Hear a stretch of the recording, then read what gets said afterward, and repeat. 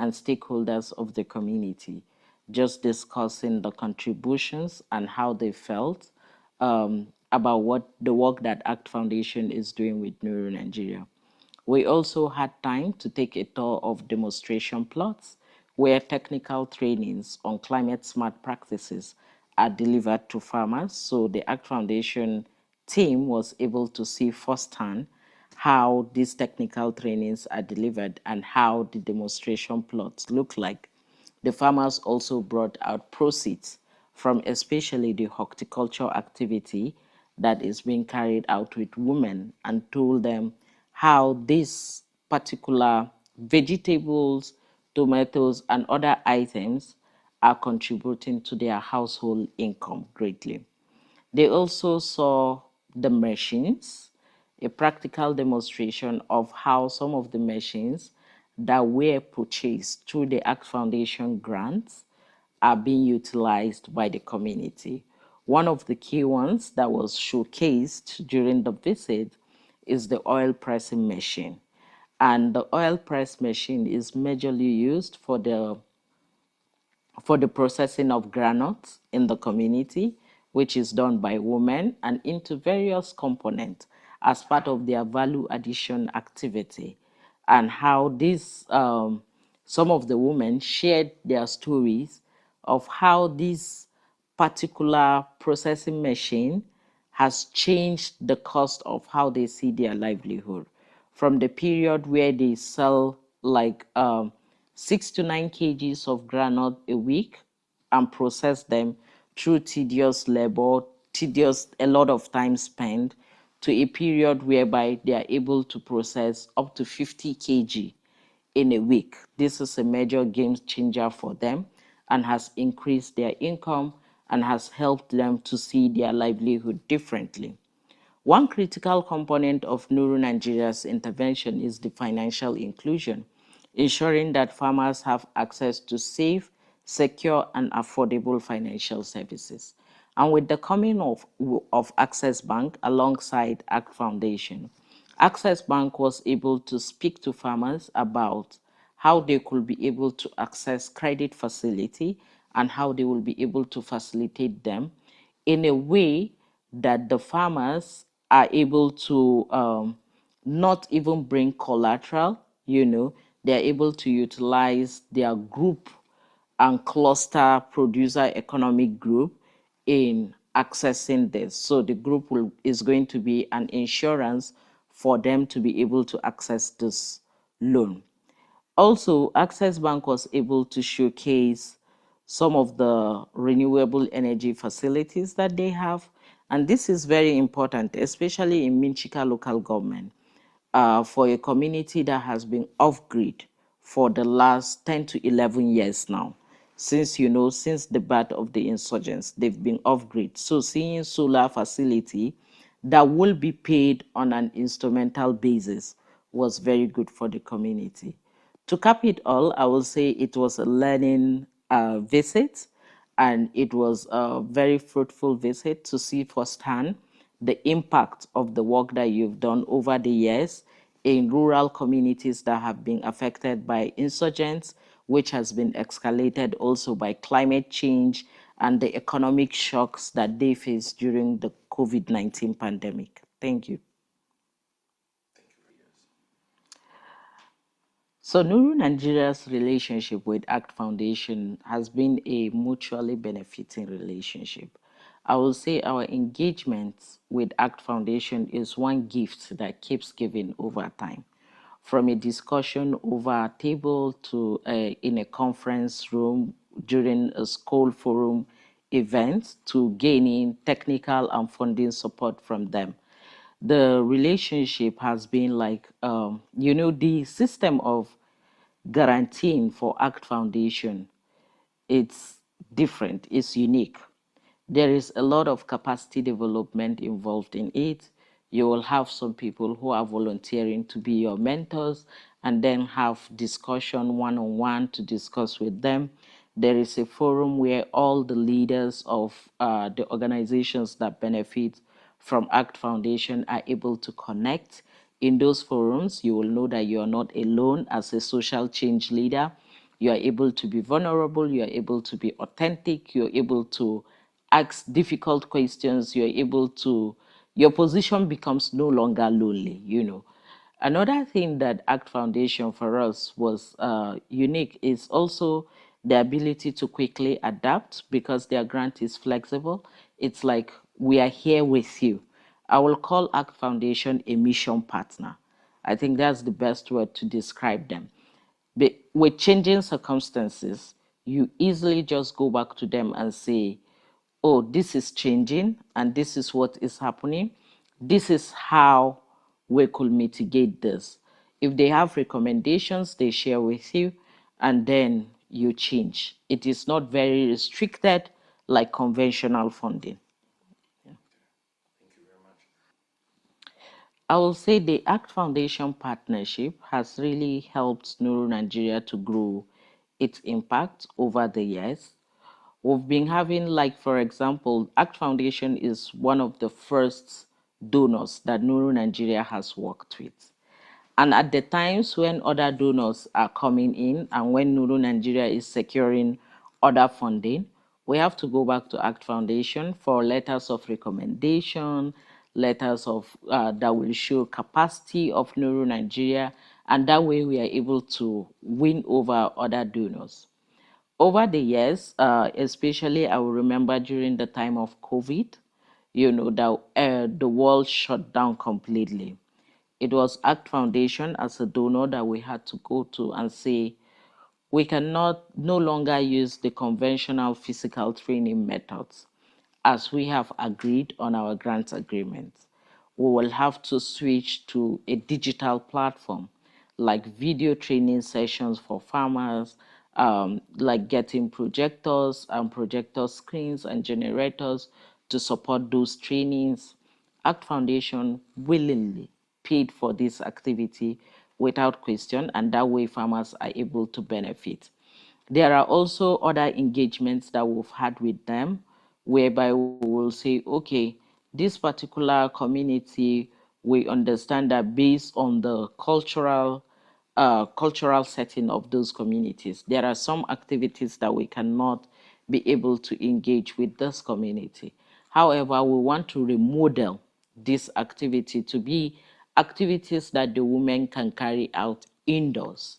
ACT Foundation was open to it, and then we enrolled women that were carrying out processing activities indoors instead of the cultivation on the field. I will say ACT Foundation is a massive contributor to the impact that has led us to reach about 36,000 individuals within the Northeast Nigeria.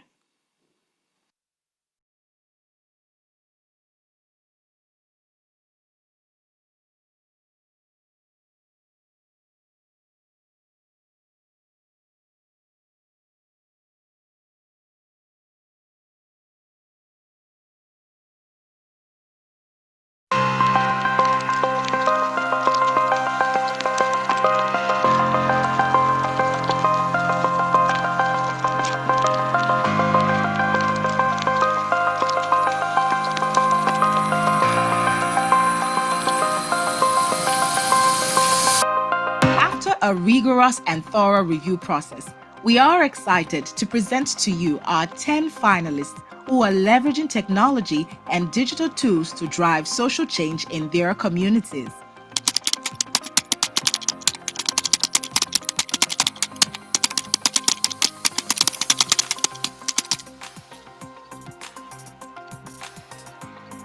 Solar System Nigeria was the winner of the Changemakers Innovation Award 2023 edition.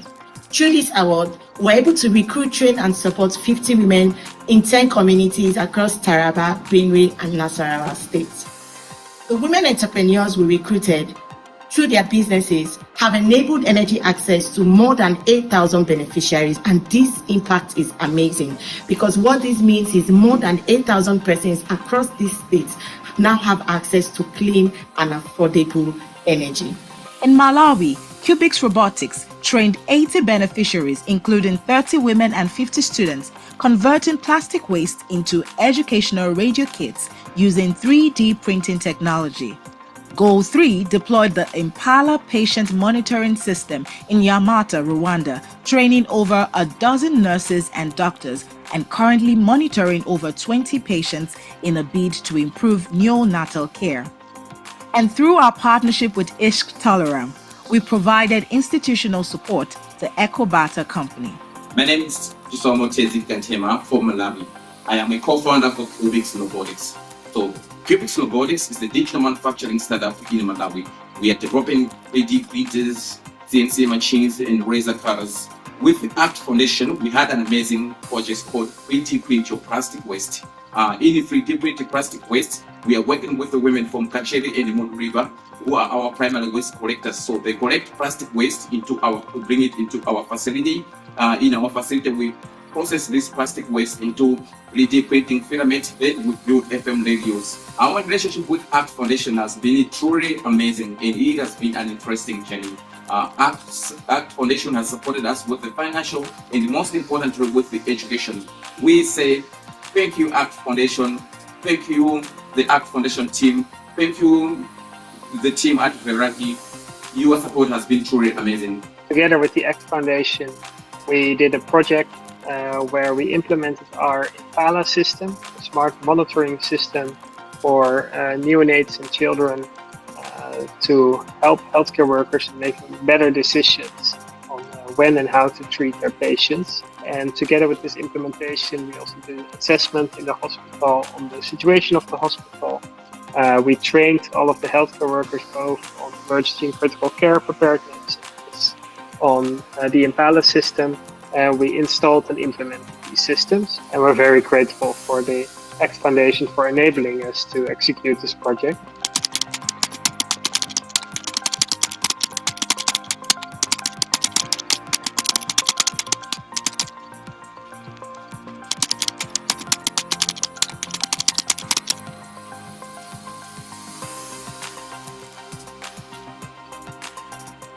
We are not relenting as we commit to impacting the continent one community at a time.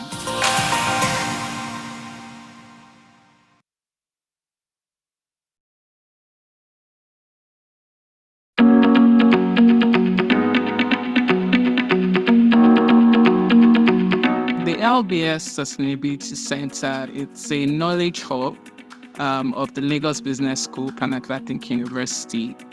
LBS is a leading management education institution out of Africa, and so the LBS Sustainability Center is focused on connecting the theory and practice about sustainability and business.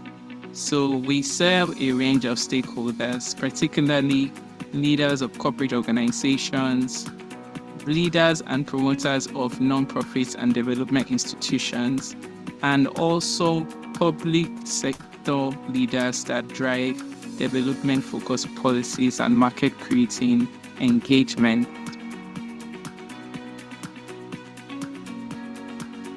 The Sustainability Center started in 2010, and since then, through capacity building programs, industry-focused engagements, in-company support initiatives, and also a lot of forums, dialogues, and stakeholder engagements, we've reached over 10,000 individuals and corporate organizations.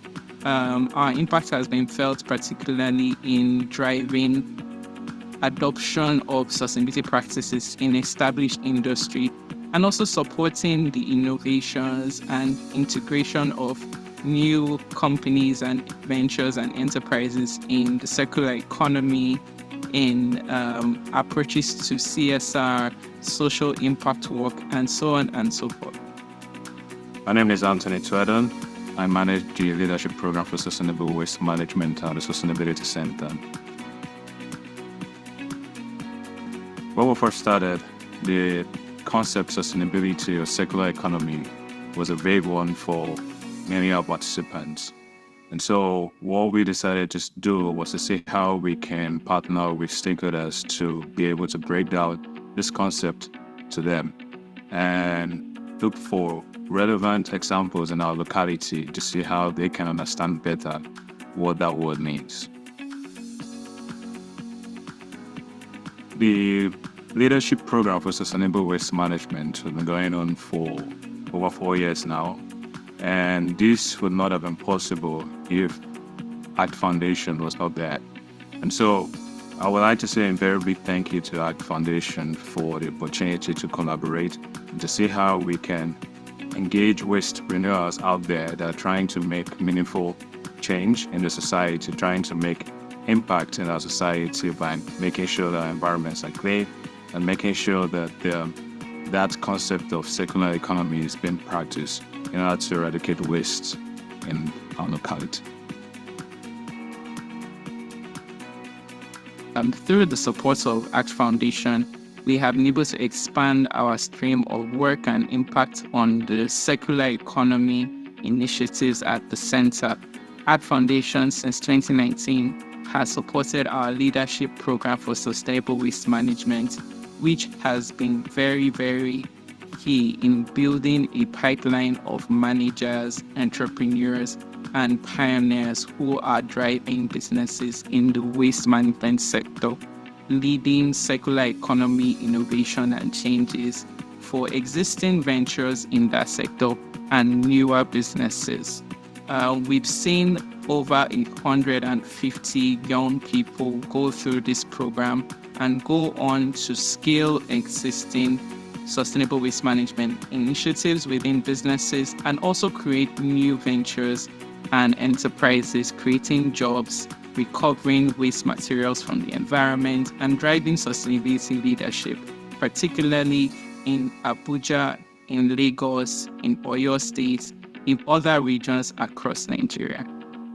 I would like to express our gratitude to the leadership and the team at ACT Foundation, from the grants making process to the support during the project implementation, to the check-ins, the support in capacity building, in program delivery.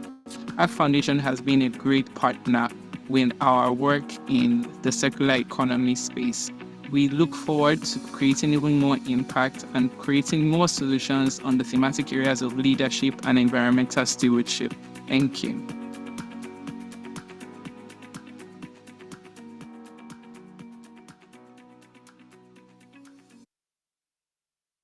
Welcome to ACT Pod. First of all, it's important to stress how important multi-sector collaboration is and cross-collaboration. So that spirit of collaboration, it's almost like triangulated. We're the philanthropy, we work with public sector, we work with private sector as well. That we have about 30,000 PHCs in the country, and only about 30% of them are working optimally. Are functional. What kind of impact have you seen so far? How is it going? We at the foundation, we have adopted 23 primary healthcare centers in Edo State. Imagine that these things you're doing, that when you bring these initiatives, they will be totally accepted by people or by the beneficiaries. And then you'll be shocked that sometimes what you meet is resistance. So yes, you're right. There is resistance. I think where we've been fortunate is this partnership we have.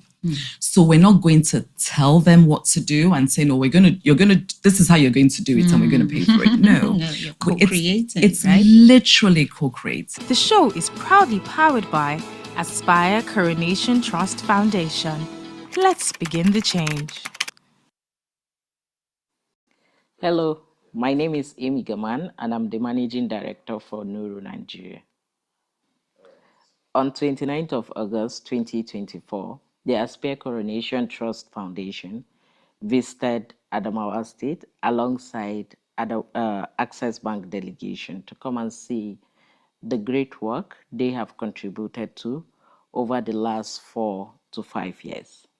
Some of the major activities that we had during that visit was high-level engagement with community leaders and stakeholders of the community, just discussing the contributions and how they felt about what the work that ACT Foundation is doing with Neuro Nigeria.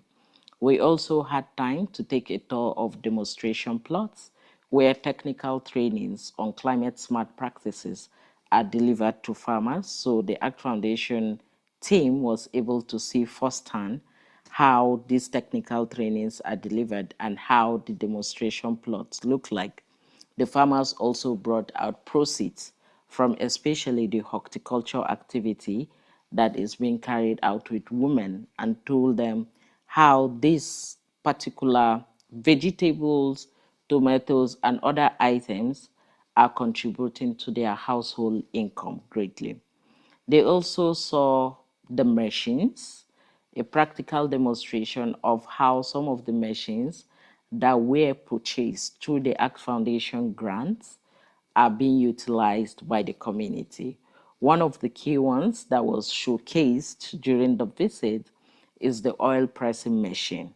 And the oil press machine is majorly used for the processing of granules in the community, which is done by women, and into various components as part of their value addition activity, and how this some of the women shared their stories of how this particular processing machine has changed the cost of how they see their livelihood from the period where they sell like 6 to 9 kgs of granite a week and process them through tedious labor, tedious, a lot of time spent, to a period whereby they are able to process up to 50 kg in a week. This is a major game changer for them and has increased their income and has helped them to see their livelihood differently. One critical component of Nuru Nigeria's intervention is the financial inclusion, ensuring that farmers have access to safe, secure, and affordable financial services. And with the coming of Access Bank alongside ACT Foundation, Access Bank was able to speak to farmers about how they could be able to access credit facility and how they will be able to facilitate them in a way that the farmers are able to not even bring collateral, they're able to utilize their group and cluster producer economic group in accessing this. So the group is going to be an insurance for them to be able to access this loan. Also, Access Bank was able to showcase some of the renewable energy facilities that they have. And this is very important, especially in Minchika local government, for a community that has been off grid for the last 10 to 11 years now. Since the birth of the insurgents, they've been off grid. So seeing solar facility that will be paid on an instrumental basis was very good for the community.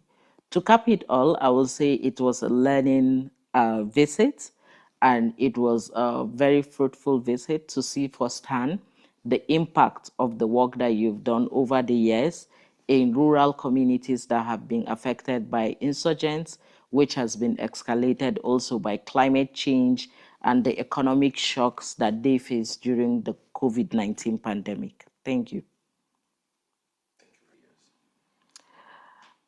So Nuru Nigeria's relationship with ACT Foundation has been a mutually benefiting relationship.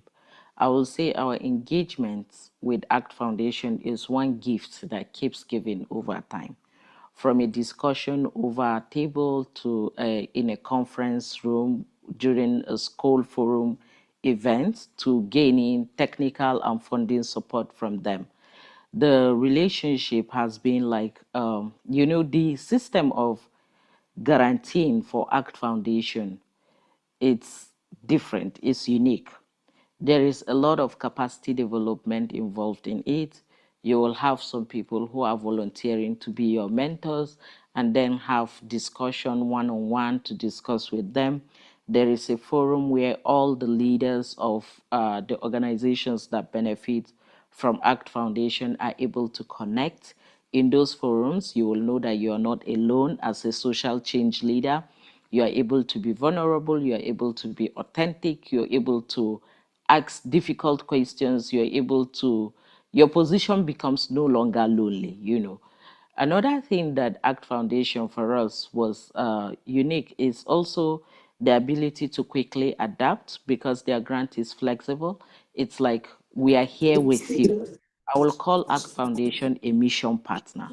I think that's the best word to describe them. But with changing circumstances, you easily just go back to them and say, oh, this is changing and this is what is happening. This is how we could mitigate this. If they have recommendations, they share with you and then you change. It is not very restricted like conventional funding. Welcome. Hello, good morning. Good morning. Good morning, everybody. Please confirm that you can hear me. Good morning, good afternoon, good evening, whatever time zone you're joining in from. Welcome, welcome, welcome. Good morning, everyone. I'm so excited to see everybody here this morning.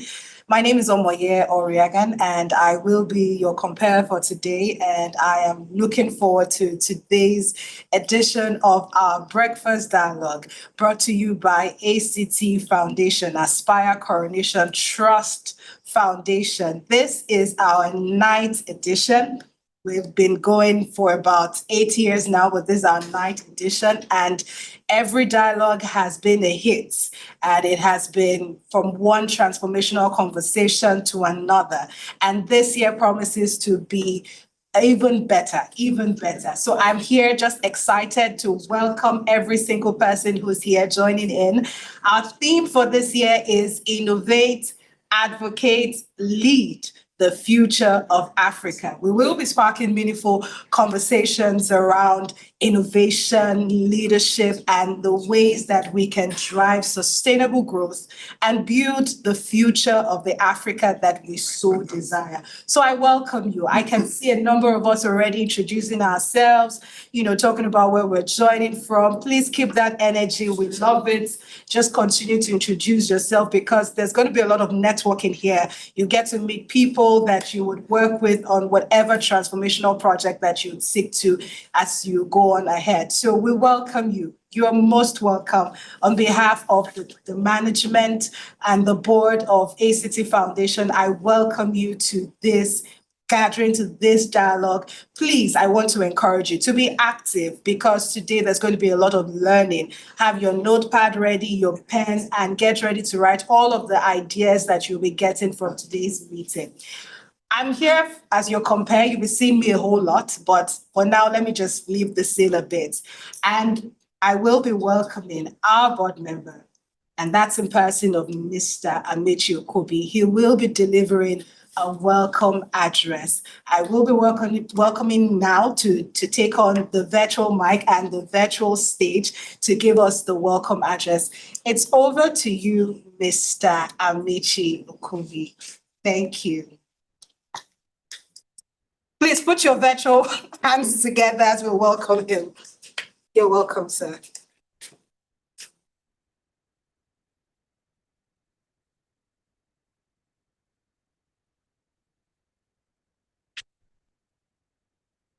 Distinguished speakers, panelists, esteemed reps of government, our valued partners and social sector members of the press, ladies and gentlemen, good morning.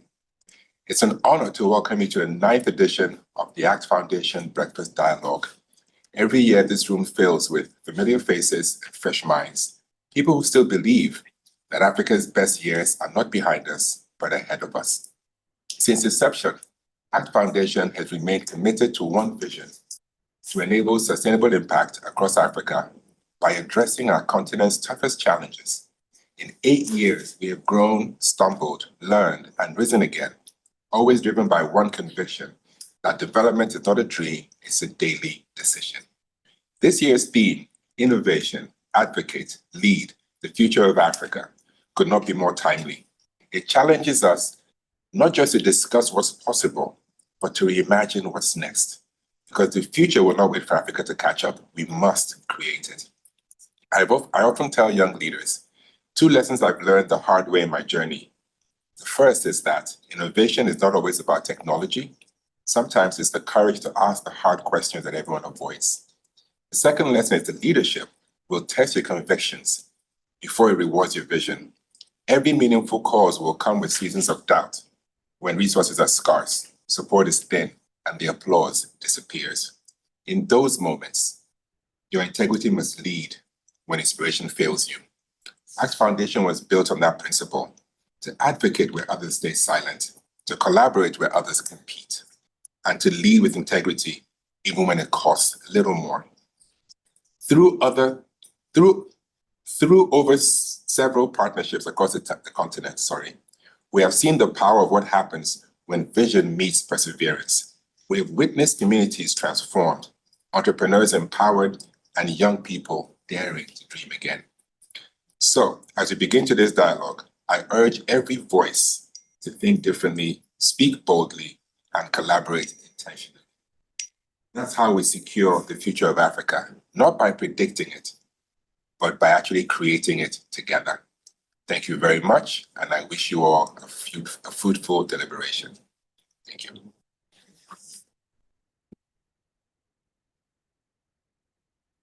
Thank you very much. Virtual claps. Thank you so much, Mr. Amechi Okobi, for that very, very inspiring welcome address. I dare say that after listening to an address like that, we are ready to get started, because today's conversations will not only inspire you, it will gear you towards taking the desired action that we all need to take to view the Africa that we desire. At this point, we will be taking a quick poll. It's up on your screen. I'm sure you should be able to see the poll right now. It's just basically to let us know what country you are joining us from. We want to know what country you are joining us from. So please take the poll. I hope you can see it on your screen. I can already see a number of responses. I see a lot of people joining in from Nigeria, Africa. I see a number of people are joining in from Africa, North America. Oh, wow. We have people joining in from North America. Please fill it. I can see that some persons are not filling it yet. So please fill the poll. We want to know. We have about 55 persons so far who are from Nigeria. Wow, Nigeria is winning. We have a number of persons joining in from Africa. We have people joining in from North America. So please fill. We want to know where you are joining us from. All right.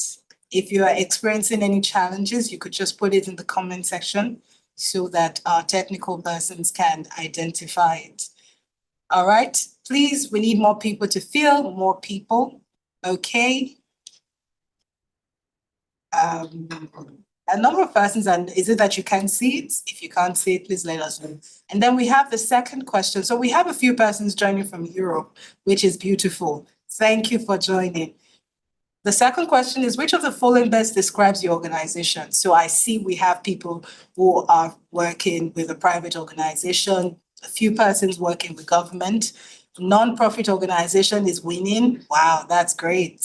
We have some persons joining in from faith-based or religious organizations, and we have others, okay? Wow. Please fill in. We love that you're filling it. Just fill it. We want to learn more where you're joining from. We want to know what organization you belong to. And we see right now that we have more nonprofit organizations here, which is good. We also have people from the private sector, public sector, the government, and faith-based organizations. So we have the right people in the room, we dare say. All right. At this point, we will be ending the poll, and we'll share the results. I hope we'll be ending the poll and sharing the results with everyone so you can see. Please let me know that you can see the results. Okay. Yes, fantastic. So I still love the fact that for those of us who are in the chat room, just engaging and letting everybody know where you're joining from, your country in particular. I can see a lot. I can see different countries, and I think that that's really beautiful. I can see Uganda. I don't want to just read through all of our different comments, but I can see different organizations from different parts of Africa and Nigeria, Tanzania. We love that you're here. We love that you're joining us, and we look forward to having a very successful and insightful dialogue with you this morning. At this point, I want us actually to hear from one of our partners. We'll be hearing voices from one of our partners who is an innovator and change maker, whose work exemplifies the very leadership and impact that we're here to talk about today. So please enjoy this short video presentation, and I will be back afterwards. Thank you very much.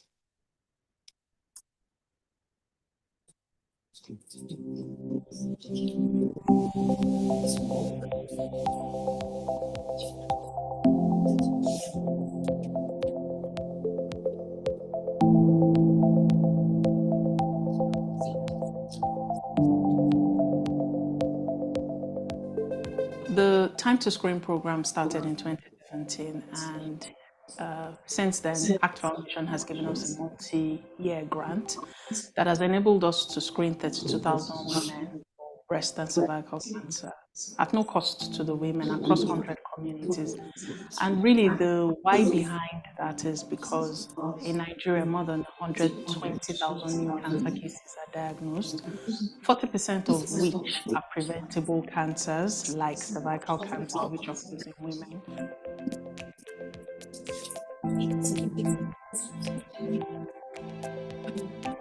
With the time to screen through the of the partnership from ACT Foundation over the years, we've been able to carry this particular type of screen to the communities across Lagos State, Ogun State, Oyo State.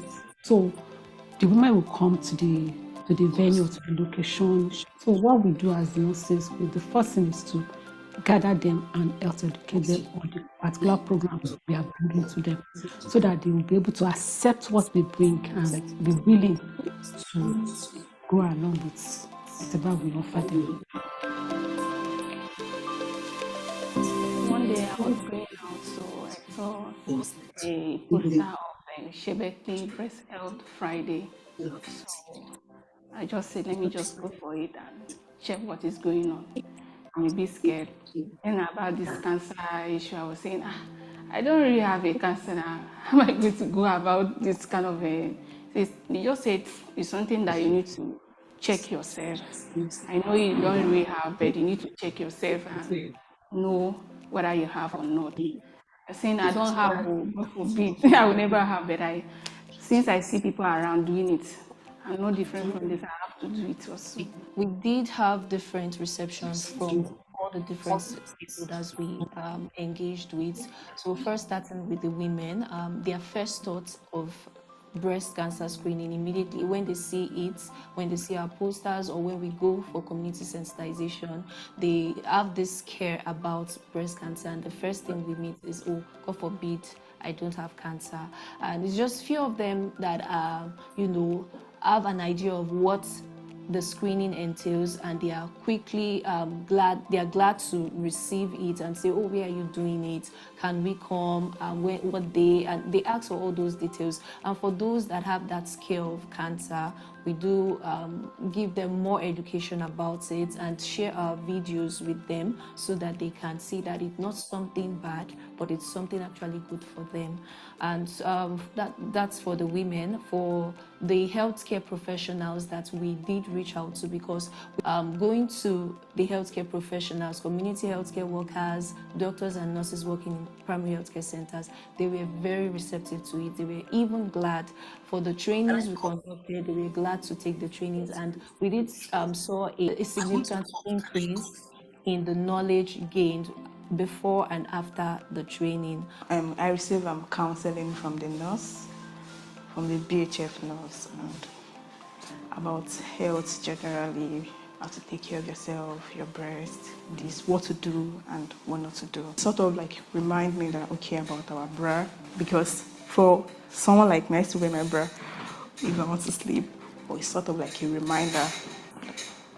I even set a reminder on my phone if I want to sleep of your bra.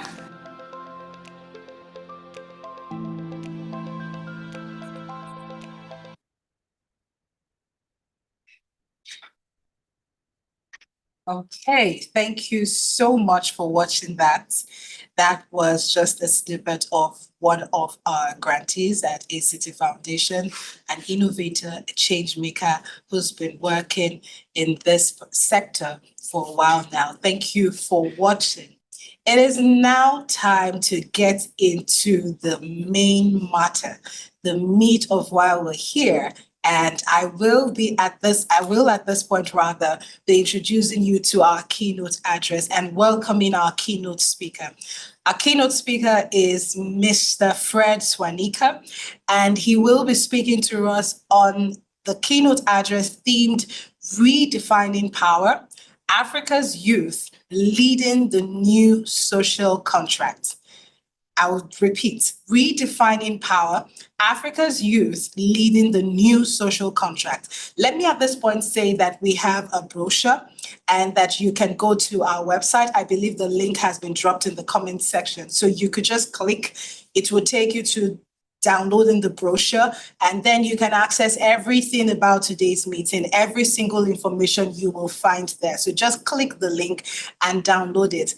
So at this point, I will be welcoming our keynote speaker for his keynote address on Redefining Power, Africa's Youth Leading the New Social Contract. We have started. We don't think that the event is going to start much later. This is it. So please take your notes part, take your pens, because your ideas will begin to flow from now and thoughts will start to come to you, and it will be sad that you don't have anything to write on at the moment. So please, no distractions. It's time to focus. It's time to get the very best from today's dialogue. I welcome, and please welcome with me, Mr. Fred Swanika. Thank you. Good morning, conveners, for inviting me. Osai, thank you for giving me this opportunity to express a few thoughts to your delegates. Congratulations to all of those who have been organizing this event over the years.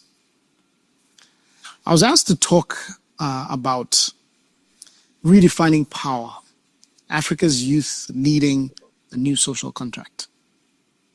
And this is obviously part of a broader theme of the conference, the dialogue today, on innovate, advocate, lead, the future of Africa. Right? So I'll talk a bit about this whole concept of power and youth and what it means in the context of Africa today. But before I do that, I want to talk about innovation, right, which is the broader theme of the dialogue today. Why does innovation matter? I think it's a fantastic topic that you've chosen to talk about today. In my mind, innovation is really what defines all progress. It's what defines us as humans. Right? This is what distinguishes us from our primate relatives, the gorillas, the chimpanzees, and all the mammals on Earth. The reason why men and women ultimately came to control this planet is because of our ability to innovate, right? From everything like fire to inventing the wheel, to inventing the plane, to the computer. Innovation ultimately is what defines all human progress. It's what defines us as humans. And therefore, if we're going to move forward as Africa, if we want to also progress as a continent, we have to be really good at innovation. Now, in that sense, Africa has got tremendous advantages, right? One of the things that I believe is that constraints drives innovation. The more challenges you have, the more incentive there is for you to change things, because you can't do things the traditional way. You have to reinvent, you have to reimagine. The good news is that we have a lot of problems in Africa, right? We're blessed with problems. We have so many constraints. Therefore, Africa has all the right ingredients to be the most innovative continent in the world. whether it's healthcare that we don't have, education that we don't have, infrastructure that we don't have, telecommunication that we don't have, finance that we don't have. There's so many problems on the continent. But there are also so many great opportunities, right? We spend $50 billion a year importing food into Africa that we have all the right conditions to grow. We have so much arable land that has not yet been cultivated. We have tremendous creativity in the young people that we have. We have, only 5% of the world's tourists visit Africa, yet we have so many beautiful things that people should be coming here for. So we have a lot of challenges, which means that we should be the paradise for entrepreneurs. I always say that Africa is an entrepreneur's paradise. There's so many things that you can be the first to do, right? So that's a phenomenal advantage that we have when it comes to innovation. Another advantage that we have is that we're a young continent, right? As we know, the rest of the world is aging. The average American is 38. The average Japanese is 48 and German is 49. And yet we're 19 years old on this continent. So we're a young continent, and young people have a lot of ideas, a lot of energy, and therefore that is a great ingredient that we have as a continent in order to drive innovation. Another advantage that we have is that we're actually developing at a time when we're the last continent in the world to really drive development. So we can borrow ideas from so many other places. We don't have to reinvent the wheel literally. It's been invented somewhere else. We don't have to figure out how to purify water. It's been purified somewhere else. So we can just take ideas, incorporate them into our own context, and then move forward faster than other parts of the world had to do. So we should be able to develop in a much shorter period of time than it took other people, because we can borrow ideas from other places, right? And we can innovate faster. Final advantage we have is technology, right? We're developing at a time where we have phenomenal technologies from mobile to cloud to the internet, to, and more recently, of course, AI, right? When other parts of the world were developing, they didn't have all these tools. So they have to go much, much slower. So something that maybe took the West to do, or America to do, or parts of Asia to do, what maybe took them 100 years to do, we should be able to do it in 5 years, because we have all these advantages, because we have all these technologies and everything that allow us to move faster, right? So these are all the things that Africa is going for it as we think about the advantages of innovation. But let me talk now about some of the challenges that we face. Obviously, some of the biggest challenges that we face is lack of infrastructure, right? We don't have power, we don't have electricity, we don't have internet so many places, we don't have good roads, and so there's a lot of challenge with our infrastructure. We also have challenge when it comes to capital. Africa is only 3% of the world's GDP. So if you're a young innovator, you have an idea, you want to start something new, it's not like Silicon Valley where there's trillions of dollars waiting, chasing every young person with an idea. It's hard to get capital, it's hard to get going, right? We also obviously have the challenge of education and skills. Only 8% of people in Africa make it into college, compared to 40% in China and India, compared to 60% in the West. 60 to 70% of people in the West have some form of post-secondary education. In Africa, it's only about 8%. And we have a huge population of young people who do not have who are out of school, right? So these are some of the challenges that we face. But final challenge that we face is our culture. Africa is a young continent, as I mentioned earlier, but it's also led by the oldest leaders in the world when you think about the political leaders. There's a certain country, I'm not going to say which country it is, that has the dubious title of having the oldest president in the world. It's an African country. The guy's 92 years old. And he's choosing to run for re-election right now on a continent where the average age is 18, 19. This is the continent that we live on. So we must celebrate everything that we are as Africans, but we also must have an honest dialogue. You're here at a dialogue today about the things that are not working and the things about our culture. We need to look at ourselves in the mirror and say, what about our culture is working that we need to keep, and what do we need to change? Growing up, I was told not to question my parents. We sat around the table. You only spoke when you were spoken to, right? And everything was about respect for elders. You didn't talk in class, even in school. The teacher would come in, you say, "Good morning, Mr. So-and-so," you all stand up. You write on the board, you take notes. That's the end of class. If you ask questions, you get into trouble. You don't challenge authority. That's the culture that is quite common across Africa. And I know this because I was born in Ghana. When I left Ghana, I went to Gambia, I saw the same thing. I left Gambia, I went to Botswana, I saw the same thing. I went to Zimbabwe, I saw the same thing. So this is something that is quite a common thing across the continent. I spent a lot of time in Nigeria, I know it's the same thing. We have tremendous respect for our elders, which is great. I'm not saying we should not respect our elders. That's not what I'm saying at all. However, we need to create space. And this is from two sides, from the elders' perspective and also from young people's perspective, such that we can break down some of the aspects of our culture that is preventing us from moving forward. Because ultimately we want to move forward. No one wants to remain poor. We all want to be, a continent of wealth and prosperity and innovation. And we need to look honestly at the things that are holding us back, right? Some of the things are out of our control. But some things are within our control, like the way in which we interact with each other and our culture. And so, for example, when I started out as an entrepreneur 20 years ago, building the African Leadership Academy, actually, I started my first venture before the academy at 22 years old, a biotechnology company in Cape Town. Today, that company generates about $50 million revenue. We have 200 staff. We're innovating. It's a biotechnology company. We're involved in clinical trials. And we analyze the DNA of people to predict the right medicine that they should get. This company of ours, we're involved in clinical trials with companies like Moderna and GSK and BioNTech. The very first mRNA vaccine that Moderna did, the clinical trials were done by my company in Cape Town, South Africa. And that laid the foundation for the COVID vaccine.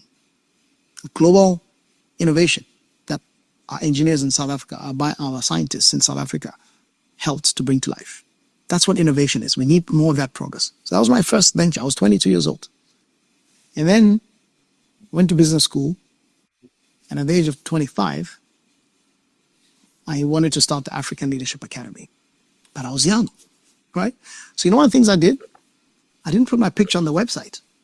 For a decade, for 15 years, people didn't know what Fred Sonica looked like. Because I knew that if I went out there as a young person, I would have all kinds of prejudice.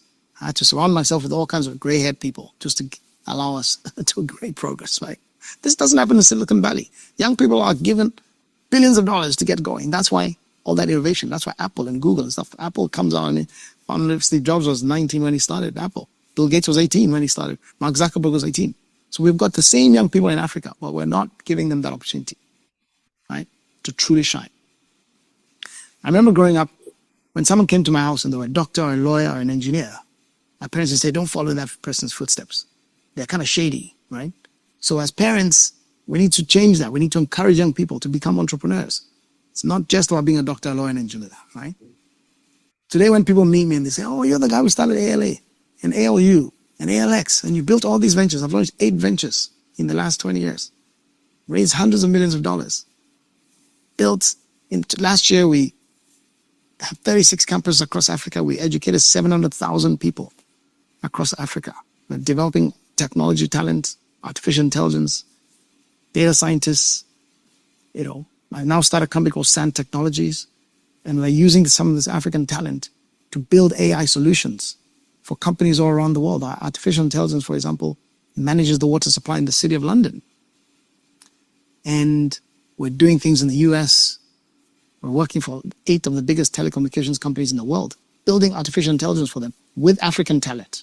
We're doing really phenomenal things with young people in Africa. When people meet me, they say, "Oh, I was expecting a much older guy," right? Because they equate success with only old people. So this is something that we need to change about our culture.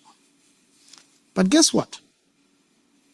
Of course, those of you who are in the room who are in your 60s and 70s, you need to change the way in which you do things, because you need to realize that the real progress of this continent is about empowering young people and stepping out of the way and encouraging them to question you, giving them the space to challenge you, having a dialogue, because that's how we're going to create innovation.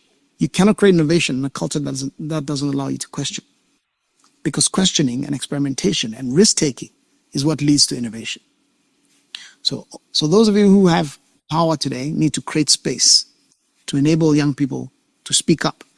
You need to encourage them to ask questions, ask them to challenge you. And that's dialogue between different generations. It's what's going to bring out the best ideas. But for young people, one of the things I also have learned over the years is that power is never given. It is taken. So it is not about going out and, protesting all day. That's not what I'm saying either. But you also need to have your voice. You need to challenge people. Yeah, one of the things I did when I was, as a young person, as an entrepreneur, when I met people, I didn't go and say, oh, God, this and no, I spoke to them as peers, as equals.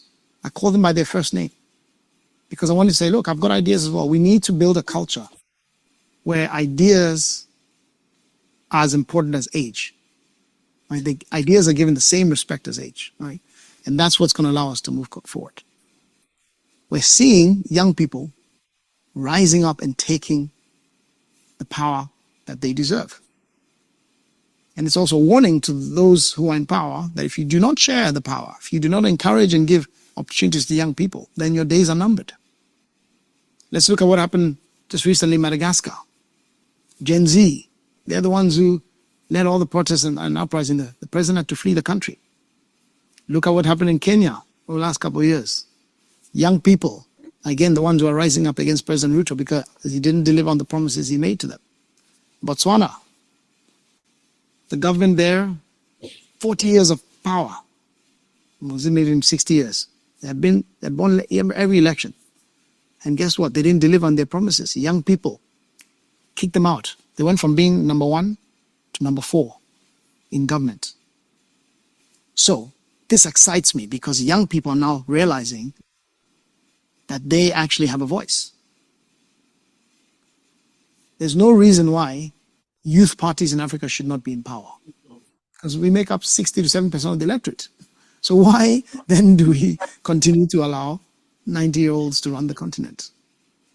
So young people, you need to organize yourselves. You can't complain and say that, oh, the elders are not giving us space, they're not giving us power and everything, when you're not doing things that you can do.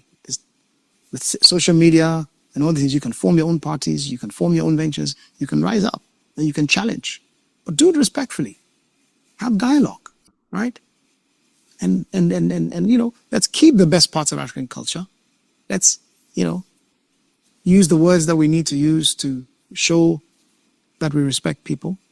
But at the same time, we need to have this dialogue and we need to make sure that we have the best ideas coming to life and a sharing of power so that in the end, the continent can drive forward all this incredible innovation that we are sitting at the cusp of. And will not recognize this continent in the next 50 to 100 years if we're able to solve this challenge. So, some provocative thoughts for you as you engage in your breakfast today, and I wish you well. Wow. Thank you very much. Can I see our virtual claps? Because I believe that was absolutely inspiring. Thank you. I want to see more virtual claps, Was that inspiring? Was that a keynote address? One for the books? Definitely. Was that a much needed keynote address at this time? Definitely. And I just want to see your comments. I want to see your claps. And just so I know that you have been listening to Mr. Fred. Thank you so much, Mr. Fred Swanika, for those very inspiring words. I had written a few things down, just saying that, I like the fact that he said that Africa is blessed with challenges, but also very blessed with opportunities. And so we need to begin to look beyond the challenges to see the vast opportunities that have been provisioned that we can work with. And I like the fact that he said that creating success is no longer lies with the old, doesn't have to be measured by age. And he says ideas should be given the same level of respect as you give age. And I think that that's where we're coming to. That's the Africa that we're looking forward to. And the truth is, the reason why we're having this conversation is because every single person who has to bring about this change is seated right here in the room. The older persons, the younger persons, every single person has a role to play. And Mr. Swanika has spoken to every single one of us. So I wouldn't want to, belabel everything that he has said, but I just wanted to emphasize on a few things to just ensure that we got the message and that we're inspired and that we're ready to take action. Are we ready to take action? I want to believe that we are, because I can see all of our comments from everybody saying how thought-provoking that keynote address was. So thank you again, Mr. Fred Swanika. At this point, we will be moving to the highlights of today's event. If you thought that the keynote address was thought-provoking and insightful, then get ready for this particular segment, because I want to just encourage you to expect so much more, because you will be inspired even way more than you have in the keynote address. Every segment of today's meeting is a build up to the goal that we seek to achieve, which is to inspire everybody here to become change makers and to take on building Africa, building the future that we so desire. Now we're coming to what we have called Spark Talks, which is our panel discussion. And the theme for this panel discussion is thriving through innovation. Thriving through innovation, change makers shaping the future. Yes, we know that we're supposed to shape the future. Now the question is, how do we thrive through innovation? How do we shape Africa's future through innovation? Before I announce our panelists, I want to encourage us that in this session, we'll be having question and answers. So get ready to have all of your questions answered. During the session, you could put in your questions in the question and answer segment in the Zoom app. Just put it there and it will be attended to. Don't wait till the end. Once the questions come, please note them down so that our panelists can take note of them and provide the answers that you so desire. I also want to encourage you. You have been amazing so far. Please don't drop the ball. Be as attentive, stay on, be active, write down the notes, write all the inspiring words, and most importantly, plan to take action. At this point, join me as I welcome our panelists. We have Ife Oluwadare Johnson. She's the CEO Health Tracker. Please, the virtual claps as I welcome them. We have Ifedayo Durosimi Eti. She's the founder, Economy, virtual claps. And we have Abimbola Ojenike, the founder, Destiny Trust Foundation. Virtual claps, please. Now, this session will be moderated by Folusho Badamosi. She is the lead 1 Million Girls Campaign Junior Achievement Africa. So ladies and gentlemen, please put your hands together as we welcome our amazing panelists. And I will be handing over now to Folusho Badamosi. Over to you, Folusho. Thank you. Thank you so much, Omoye, and good morning, good afternoon, good evening, everyone, depending on where you're joining us from. It's a real pleasure to be with you today. I mean, was that a keynote address or what? Can we please give another round of applause for our keynote speaker? That was just absolutely phenomenal. And I think that that keynote was the perfect segue into our panel. Please welcome with me my beautiful, amazing panelists. Ife Oluwadare Johnson, CEO of Health Tracker, Ifedayo Durosimi Eti, founder of Economy, Abimbola Ojenike, founder, Destiny Trust Foundation. So we're just going to jump right in because I'm sure that you guys are going to have lots of questions. So please, just like Omoye has said, if you have any questions, pop them in the question box so that we can take them when the time is up. All right. So my dear panelists, I know that you guys are ready for our questions, and I'm sure that you were very inspired by that amazing keynote from Fred Swanika. So let's just get right into it, right? Tell us what inspired your work. Let's start from the very, very beginning. What problem did you set out to solve, and what impact have you seen so far? We're going to start with Ife Oluwadare Johnson, and then we'll move over to you, Abimbola. Thank you so much, Felicia. Indeed, that was a spectacular keynote speech. I think one of the best I've heard in the past few.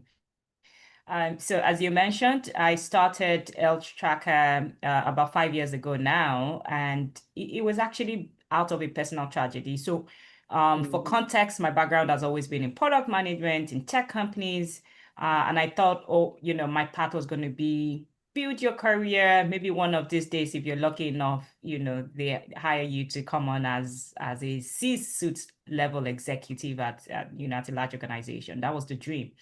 Until one day that I got the call that my dad had passed.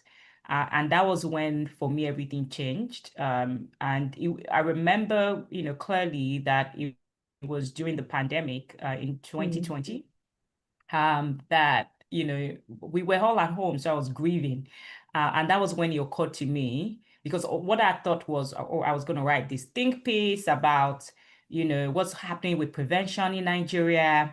Why are we not diagnosing illnesses early? Because that was what why my dad passed away. If we had caught it early, we'd be alive. So I was just so hurt, and I thought, what, I need to let people know in the healthcare sector that we need to do better. They need to do better. And as I was thinking about it, right, you know how they say at some point after you have pointed to everyone, then you look into the mirror and you point to yourself. Like, yeah, you're expecting everyone to do something. What are you doing about it?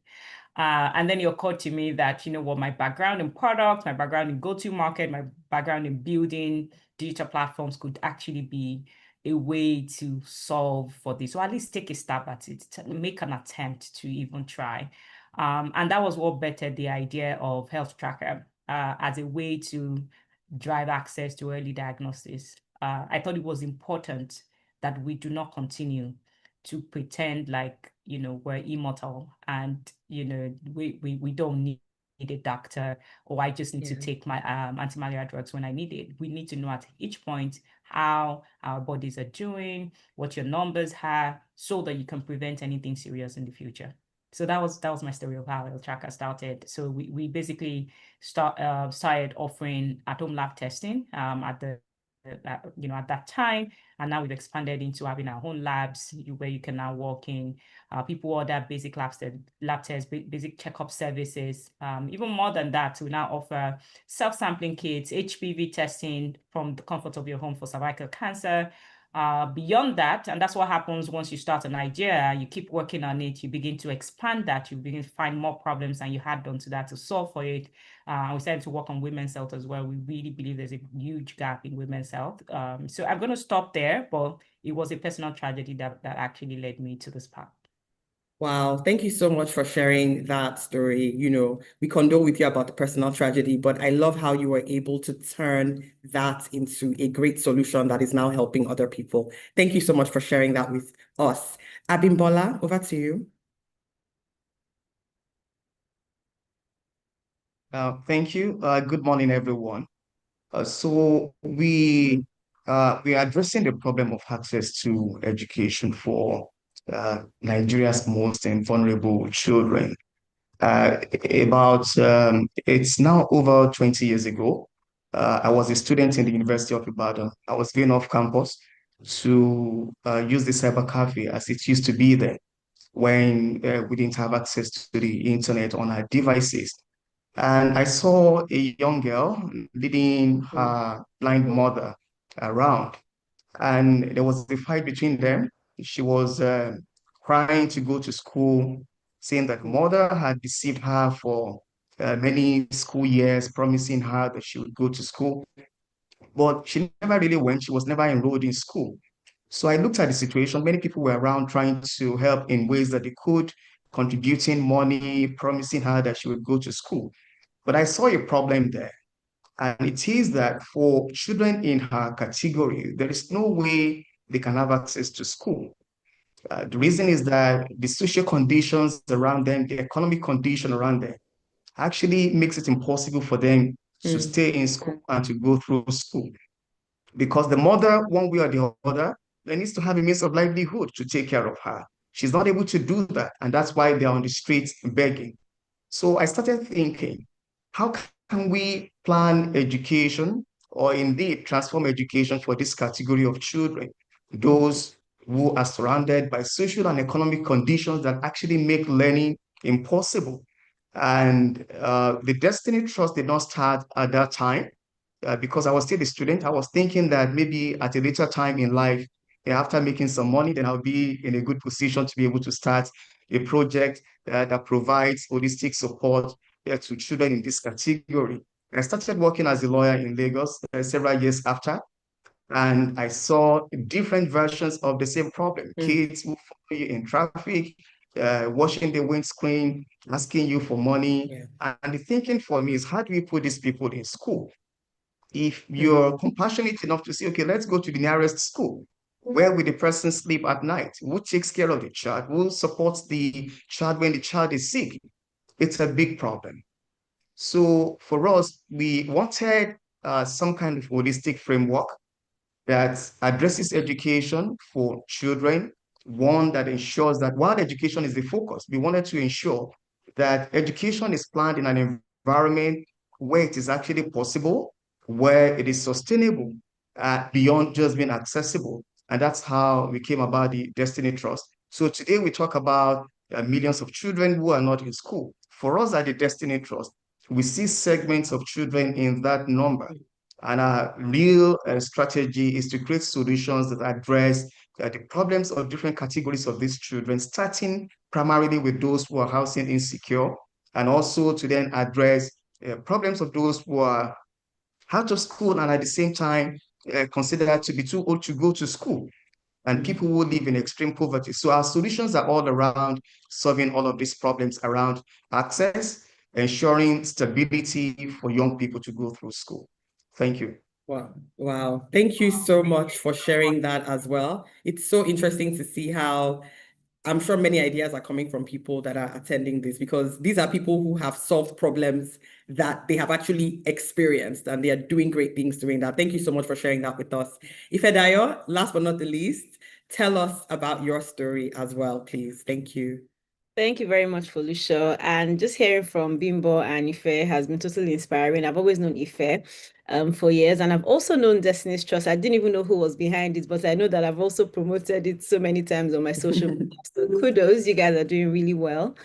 So now jumping into my story, like Ife mentioned, and he also in some way, it was also my own personal experience. So growing up, my dad was basically, in charge of everything, monetary wise and all of that, financial wise in the house. My mom is a lawyer, but at some point she decided to give up her career to pretty much just focus on her children, my sister and I. And 17 years later, after being, catered for, pampered, we had soft life and all that growing up, all of a sudden everything froze because my dad, sort of remarried. Obviously, he was still taking care of us, but my mom had to move out, and we had to move into one place in Ebute Metta. We had a better pass my neighbor generator, like all the things I never knew were even possible, happened. And I was like, this thing, it's not easy to like be totally dependent on, someone, especially when you're not necessarily thinking about saving, because you can actually be, a stay-at-home mom and be earning a salary from your husband and then reinvesting that money. But my mom wasn't necessarily doing that. And I also saw this happen to some of my cousins, my friends, for some others, it was like their dad passed, who was like the major, breadwinner in the family, and they couldn't necessarily, they didn't know how to go on. So many things happened. Then when I also, started my own career, I was literally just spending. Like I didn't even think about financial literacy. I was not thinking about saving. I was not thinking about investing. I was just literally living from paycheck to paycheck. So after just listening, and thankfully I was in like good, circles, I just started thinking about things a lot deeper. I started taking things more seriously. I started taking, financial independence more seriously, because I knew that okay, I wouldn't depend on anyone. But I was not necessarily, so I was doing very well in my career, but at the time I was not necessarily thinking about multiplying my income. So I started thinking about doing it for myself. I started doing it for my friends. I started saving small, small, taking steps of saving like 500 naira a day. And I saw how my life literally just transformed. That 5,000 naira, that 500 naira I was saving per day increased to 10,000 naira per day. And at this time, I was now on my own. So I met Folusha at the time when I was doing a business at the time. And that time was very, very tough, but I was still able to save, very, very small amounts. And that has grown over the years. So it started very small, literally just doing it for my own friends and expanding it to social media, then expanding it to now, a financial institution that we have. And that's how the journey just started. And we've been able to help thousands and thousands of women, across the country. So yeah, it was mainly, my goal is mainly financial freedom for women. And we've done that in different ways. Firstly, by providing high yield savings accounts. Now we've recently just introduced loans because we've seen that capital is a huge, issue for women, especially women at the bottom of the pyramid where they don't necessarily have the collateral that's needed for them to grow their businesses. So it's been a fantastic journey. Very many, many highs and lows, but yes, the mission is clear and we're, steady on track on that mission. Thank you very much. Wonderful. Can we please give our panelists a round of applause? I mean, what I love about what you have all said is how you are all solving African problems. Like every single thing that you have said is something that everybody on the continent, I'm sure, can relate to one way or the other. And I think this just goes to show, in line with what the keynote speaker was saying, that we have to be very intentional with innovation on our continent. We don't have to keep on taking Western ideas and trying to force them into our context. We can actually look around us and solve the problems that we have. Thank you all so much for sharing. That was really, really amazing. Okay, so now my next question. Okay, so you told us about your journey, and I love that you all said there's been highs, there's been lows, and we all know that that always happens. Tell us about challenges, okay? So what kind of barriers have you faced, and you can give like one maybe very powerful example. And how did you push through rejection, uncertainty? I know that you guys must have faced that a few times. I know somebody like Ife Dayo, who, writes a lot on social media, tells us a lot about, about the different experiences that she's had, but it will be so great for you to share with the audience, what your challenges have been and how you have been able to overcome them. Thank you. We can start with, Abimbola, let's start with you. Blessed are you amongst women. We can start with you. Thank you. The major problem for us is that education itself is not sustainable. I mean, when you're speaking about this category of people, if you have to just focus on putting them in the classroom, then you have a big problem right there. So when you have to go beyond creating access and then you want to provide the system around the child that then ensures stability, it becomes a really costly intervention. It becomes really expensive. And that's why we have programs across many areas. So for us, when we're looking for partners, it becomes a real challenge. So you hardly have multi-sectoral kind of fund or a partner that is looking for someone that does everything, basically, because that's how we look. Our model is really integrated. So it becomes, what do? We do education. But then what are you doing with setting up homes for children across states? Then you have to explain that I need a place for them to live so they can go to school. So what are you doing with technology? I have to explain to them that the number I'm looking at is far beyond those I can put in a certain location. So I'm looking for an alternative way of reaching all of those people. So it becomes a problem. Are you a tech company? Are you an education intervention? Are you an orphanage, as they call us? We say, oh, yes, we're not an orphanage, but we provide children homes, we provide a place for children that they can call their own. So that's supposed to be like a major advantage. The fact that we run an holistic intervention should be a real advantage, but in the real sense, it's been a drawback. We've had rounds of rejections. I think rejection is something that is quite, it's become almost commonplace. So we get commended all the time, but funding is a problem because our model is integrated and we keep finding alternative ways around that. So that's helped us in many ways. Also because we then started looking to the public. So over time, and thank you so much, Ife, for being part of the community, making it work for us on the social media. And this is Abimbola Odenike. So we have over time built public trust. We are at least 76% funded by ordinary people who didn't even know who the founder is or anybody at the foundation. So over time, that also helped us to build an accountable structure because when you raise funds publicly, then you have to account publicly as well. So it's a barrier, a drawback that has helped us to build something that is ensuring resilience and sustainability for us today. Amazing. I love how you spoke about the trust part, because I think that's very important for, all those that are listening and are either already doing good work or want to start doing good work. Trust is such an important currency, one of those intangible things that is so important in this sector, especially because without trust, then you have a real issue. And it's amazing to hear that you have built 76% of the funding that you get from the public, people that don't even know who you are. Wow. That is really amazing. Thank you so much for sharing. Okay, Ifeoluwa, over to you. Yeah, thank you, Felicia. And of course, I have to commend Abimbola. This is the first time I'm meeting you in person. Of course, your work is definitely everywhere. So well done on that, on the work that you're doing. And I haven't seen Ife since I think May, when I had the conference, and she came to support me. So great to see you. Of course, Felicia, there are a lot of challenges, right?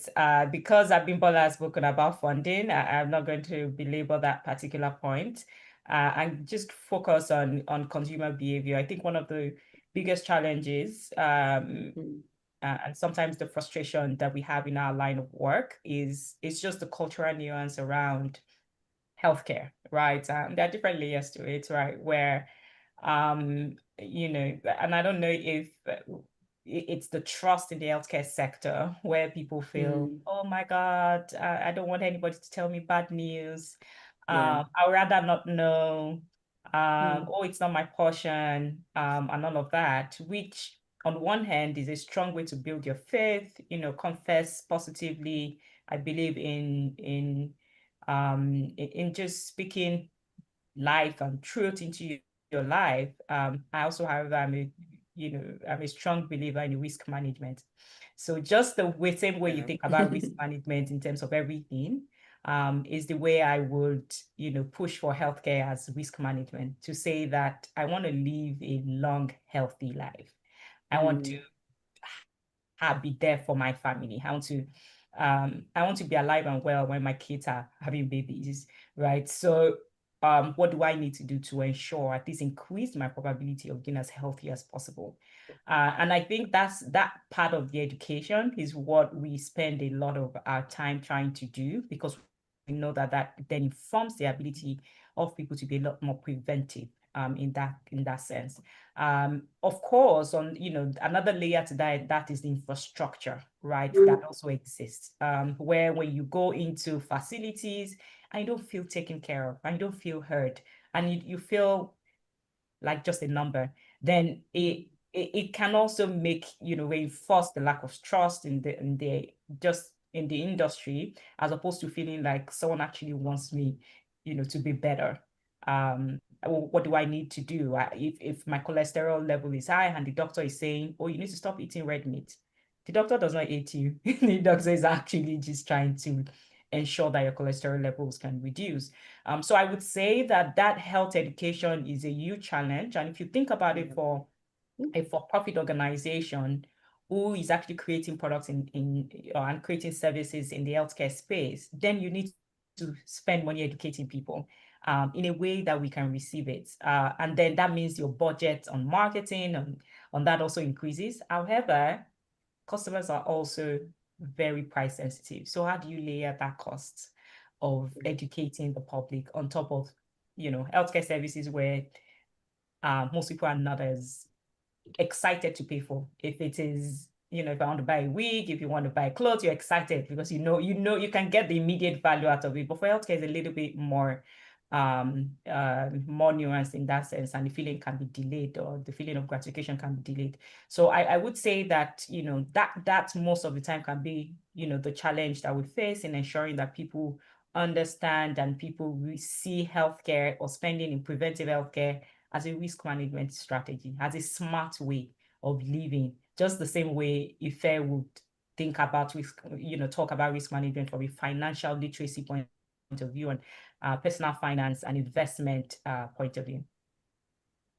Thank you so much, Ifeoluwa. I mean, when you said healthcare as risk management, I was like, you need to write a book on that. You need to write an article on that. We need to hashtag that because that's actually what it is, right? It's risk management. Like we just have to learn how to manage. We can have faith, but we have to manage the realities of what happens with our health. Thank you so much for sharing your challenges. Okay, Ifedayo, over to you. Okay, so I was going to talk about fundraising as well, but I will not flog it, right? Like Ife said. But another issue that we faced is regulatory issues. So when financial space, so since we started, our goal was to become a bank, right? So in I think 2022 we said, okay, we're going to acquire a banking license. We had actually paid for one. And then in the process, the money was in escrow. In the process, we just realized that, some of the directors wanted to be funny, wanted to take money out of the cash in bank, which was part of what we had calculated, and why the reason why we were even ready to pay a premium to actually get that license. So that delayed us. Like that took us, I think we paid for it in 2023. That took us some time to, you first do due diligence, we wasted our time, long story short. That didn't go through. We said, okay, what are we going to do next? I said, you know what, if I just go and apply from scratch from the Central Bank of Nigeria, because, when you go and acquire an existing license, so there's so many issues that come with it. We started the process, and then I met someone who said, please don't apply. We have a license and we want to invest in you guys, and we can literally give you this license to run with it. We started that process, wasted our time again for another like 6 months, right? And I just gave myself like a hard stop. I said, if I don't hear back from this person or this organization by April 2024, I would have to just close my eyes and just go and apply from CBN myself. So we've gone again, we've applied. Now we've started the process with the CBN, and now they are just wasting our time.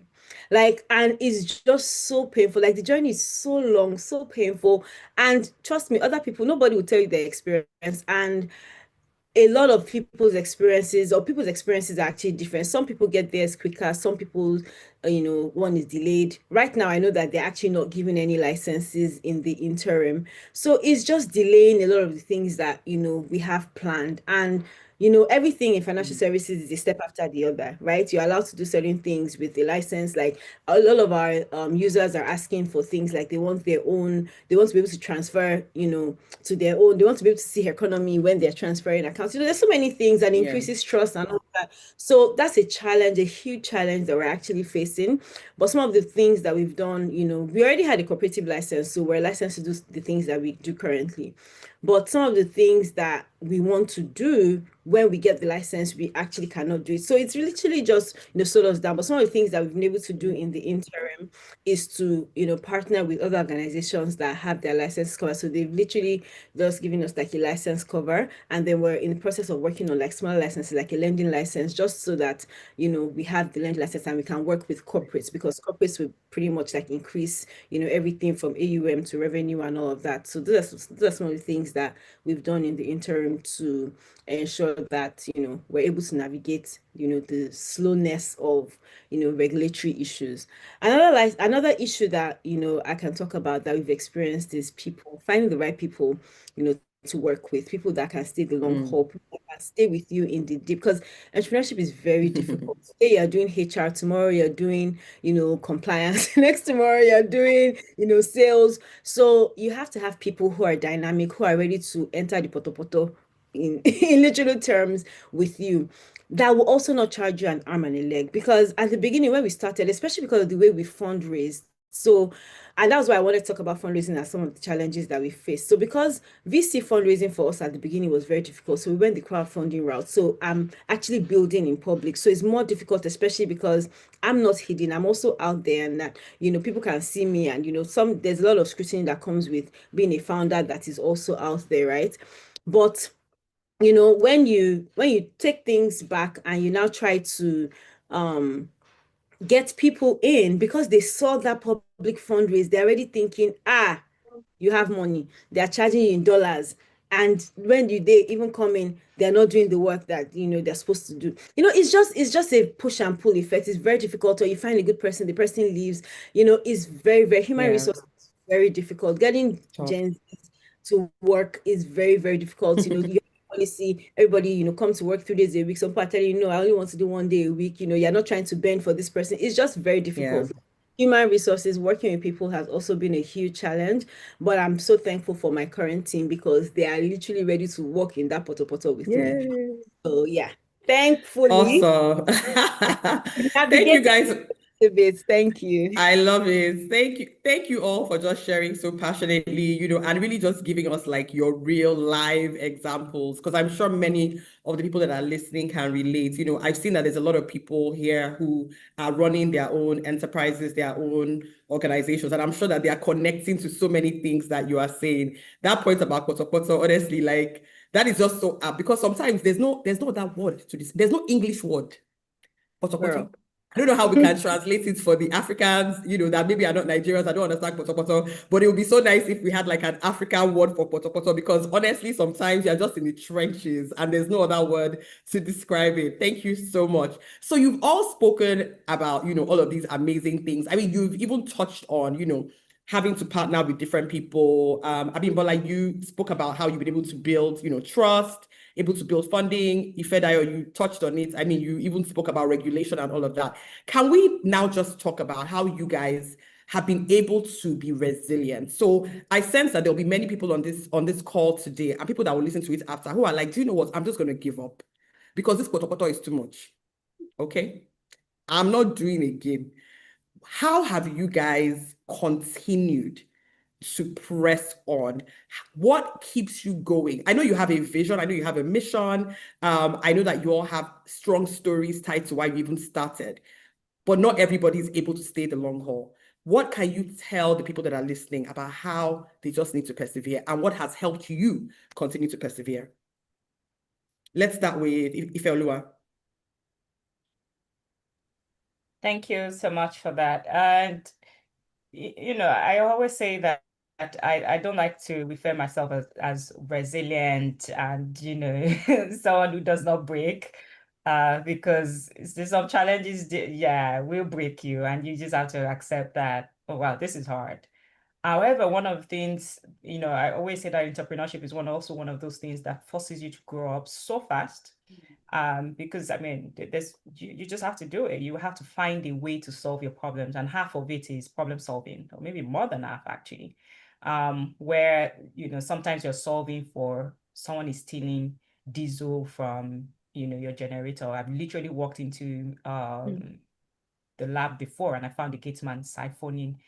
I literally had a bucket underneath our fuel tank, and I just like it insane, right? And then the next day you're dealing with your partner where the backtracking from a contract. It's just like sometimes you're dealing with very low quality problems, and then the next minute you're dealing with high quality problems, and then you're just context switching as you go.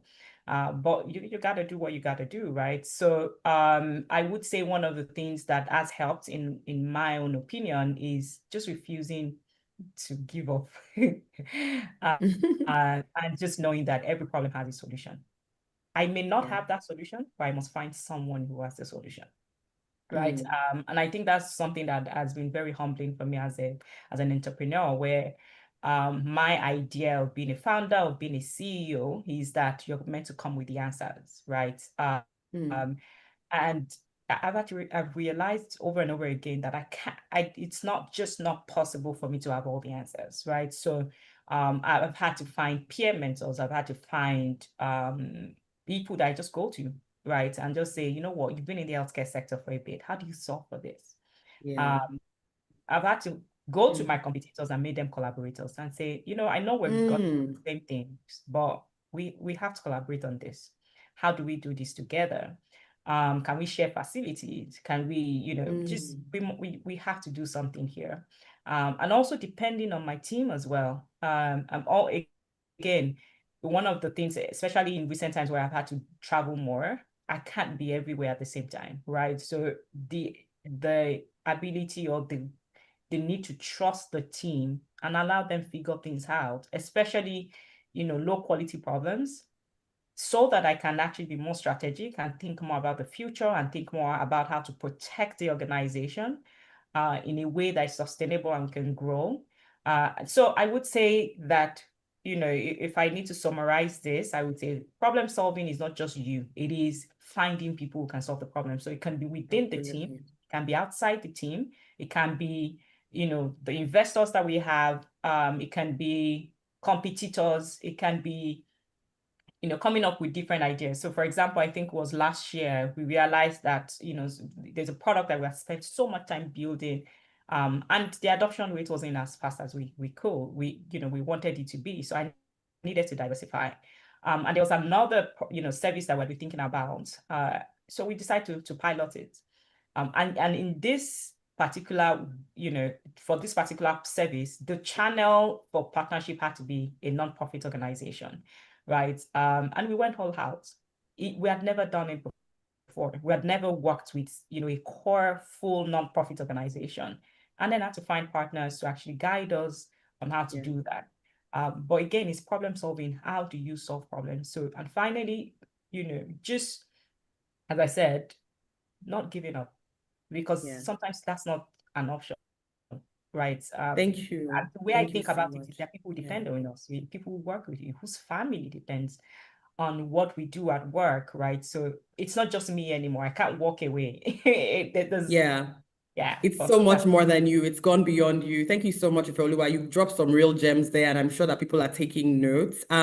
So Ifedayo and Abimbola, I'm going to give you both 3 minutes to quickly respond to that. Please remember that you can put your questions in the chat box, so that we can take questions as soon as this round is over. So Ifedayo, over to you.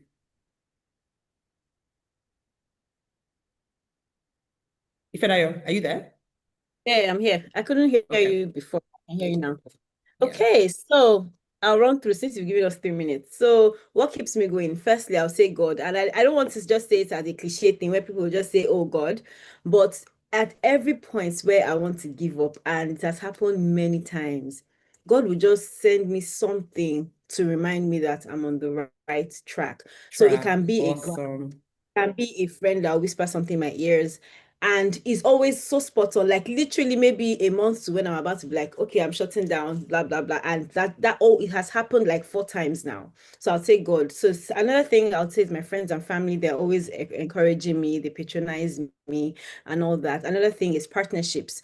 So for example, we have a partnership with Samsung, we have a partnership with Amazon. They really, really encourage me. Like there are times that I'll just be down. There was a time Samsung said you wanted to do an event to just celebrate me, and I was like, I was so confused because I was deep in the trenches, and they gave me this award, Star of the Galaxy Award, and all that. I was like, me, and they did this event for me and the owner of Airpiece, and I was just like, we're not even on any level, we're not on the same level at all. So I was really, really encouraged by that, because it just showed me that, I'm doing something good.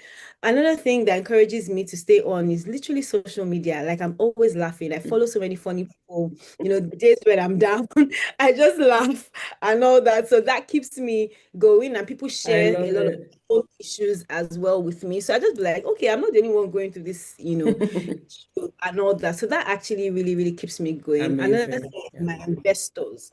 They have my back, and is just so crazy. Like there are times when I'm so down. There are times when I want to give up. I'm like, you know what? At this point, I want to hire a CEO. Maybe I'm in my way. I know that they'll be like, no, Ife, you're doing well. You're doing this. You're doing that. And some other people, they want to do hostile takeover, but these ones, no, they're there for the long run. They understand. They're literally with me all the way.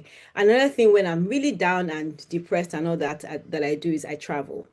So yeah, those are my top 6 that I Love do. it. Thank you. That keeps me Thank going to you. overcome Thank a lot of you for the challenges that top we face. 6. Thank you for that top 6. I love when you said don't be too serious. Laugh at yourself, laugh with others, create communities where you can just be laughing, because sometimes you just need to laugh. Thank you so much. Abimbola, over to you. Yes, like Ifeoluwa, I'm also quite afraid to say that we are residents, because really we have down moments, like quite frequently. In our case, I think it's quite easy because the problem we are solving is one that we see every day. And the people we are supporting are all around us. So you know that for as long as you see the problem, you know that you can't go to sleep. I mean, it really keeps you awake. And at the same time, you're seeing what change looks like. You can see the child that you started a journey with around 2012. And that person is the one in the University of Lagos, University of Ibadan, now helping you on the job. So if you're thinking about quitting, you remember about 45 people who are now in the university, who started with you from way back, who are now part of your team. So to you, I mean, it tells you that there's no going back.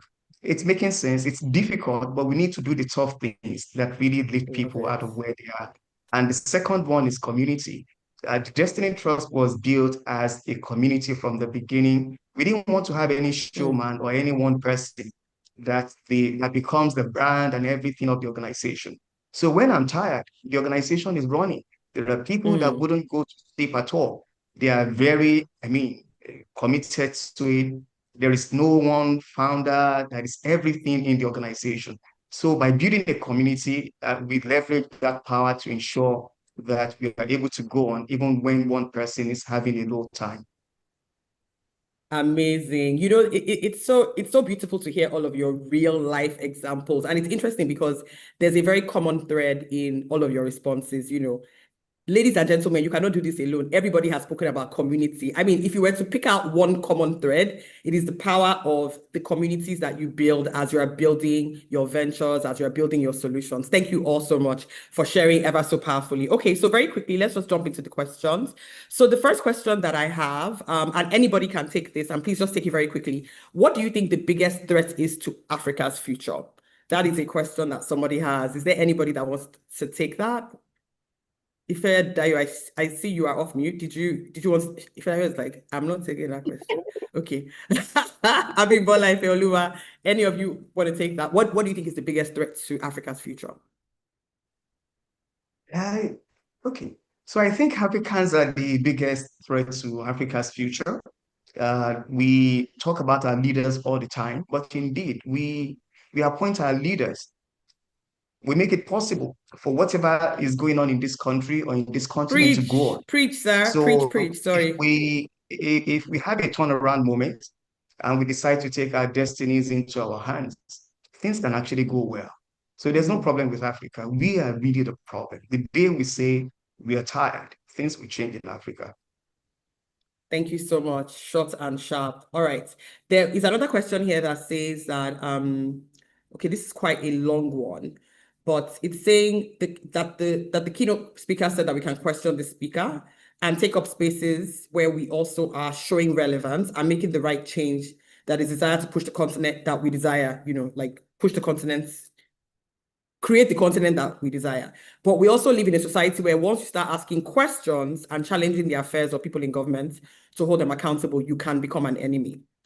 So Africa is blessed with people like you know, who have been able to still do things despite all of the challenges. How would you suggest that people go about pressing through even when voices are being shut down?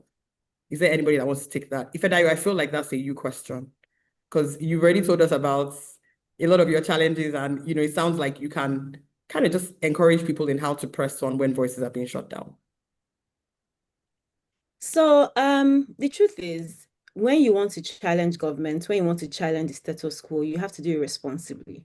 I don't think, you know, going about things like insulting people, insulting our leaders is the right way to go about things, which is one of the ways that a lot of Nigerians, you know, try to operate. You're not going to get anybody's attention. You just look like somebody who's just shouting. Even for the people who are probably on your side, you just look irresponsible, right? So it's important for you to like leverage your soft power, you know, strategic influence. Look at how you can help as opposed to looking for ways that, you know, you can be helped.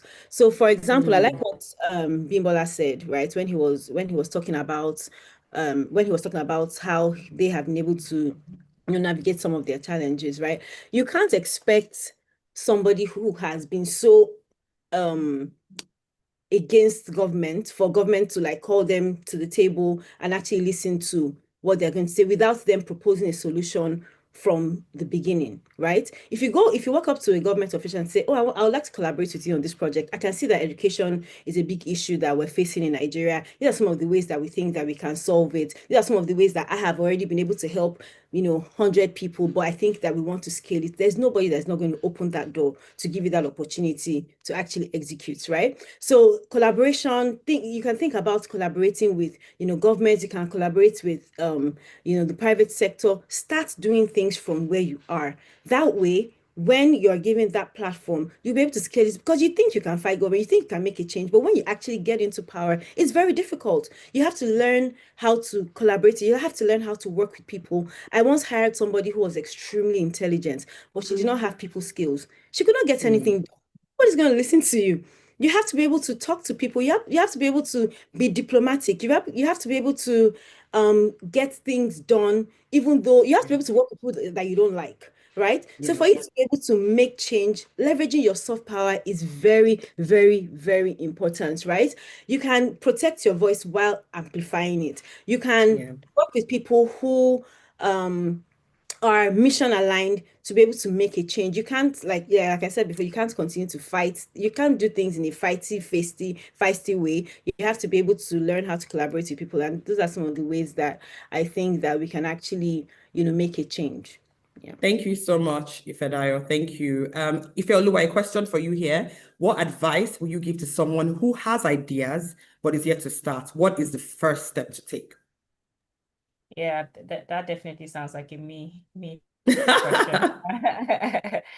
So I always say that the hardest thing to do is 0 to 1, right? So what you want to do is just make it hard for you to stay on 0. Everybody has ideas. Everybody has ideas. What makes you different is when you take your ideas from 0 to 1. Because what happens is we've talked about this in physics. Potential is different from kinetic. When something is in motion, it becomes easier for it to keep going. But being static about that becomes really hard. And every time you come back to it, because you have not moved from 0 to 1, you will still be at 0. 0 multiplied by whatever idea you have is still 0. Always 0. Right? So if you're able to figure out a way to, and one of the analogies I like to use is, if let's say you have the biggest idea in the world and you think it's going to change the way things are going to be, who are the people you need to tell that will not allow that idea to just fester and sit? Number 2, can you start a WhatsApp group and start telling people about it and say, okay, I want to get my first customer, can you pay for it? When I started L Tracker, it was my contact list, and I'll call people. I'm going to send someone to you to do a test. When last did you do your full body checkup?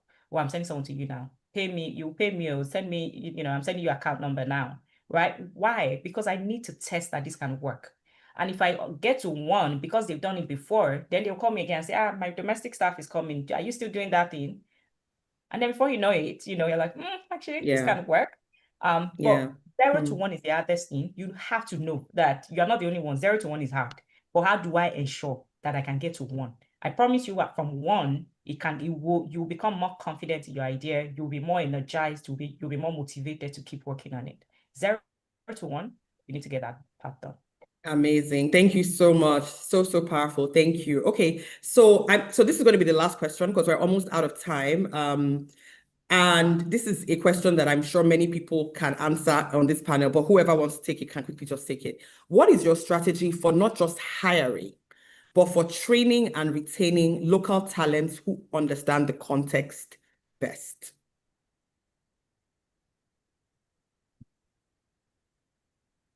I can try. Okay. Yeah, so I'm one of those people who believe in giving people ownership and autonomy at work. And I think that for the right talent, that's very inspiring for them.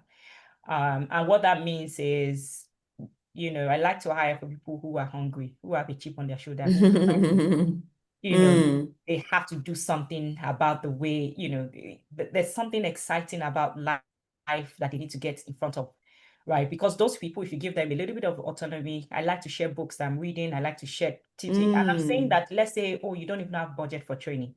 You don't have, anything fancy there. But it is the people that come in to join the organization. And this is something that I keep learning and learning. Lots of failing, a lot of hiring for, what looks good, and then realizing that what you really need to learn to hire for is people who are hungry for success, you know, at whatever level, because then they will not accept the status quo. They care about their work, right? That way, whatever training, whatever, you know, relationship we build is incremental because they're already hungry for success.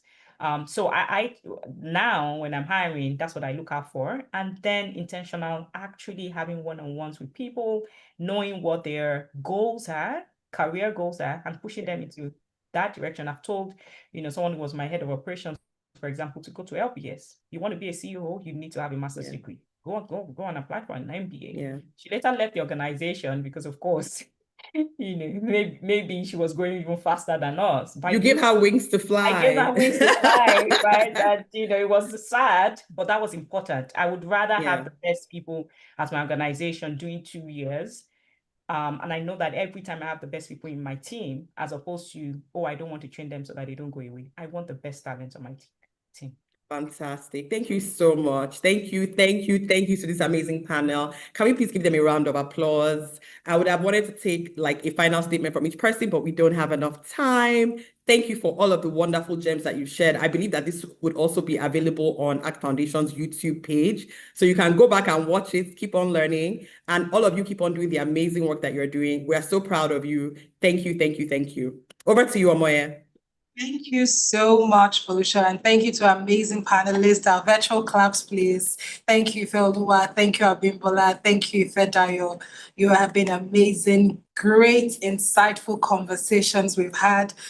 How has this been? Please put your hands together if this has been very beneficial to you, and just make our panelists feel very loved because they have been absolutely amazing. So much to take home from everything that you have shared, and most importantly, the rich stories of our panelists. I believe that, I mean, I could see comments and everybody just talking about how relatable the stories were and how useful they are to everyone who listened. So thank you so much for your vulnerability and for just sharing from the wealth of your knowledge and your experience.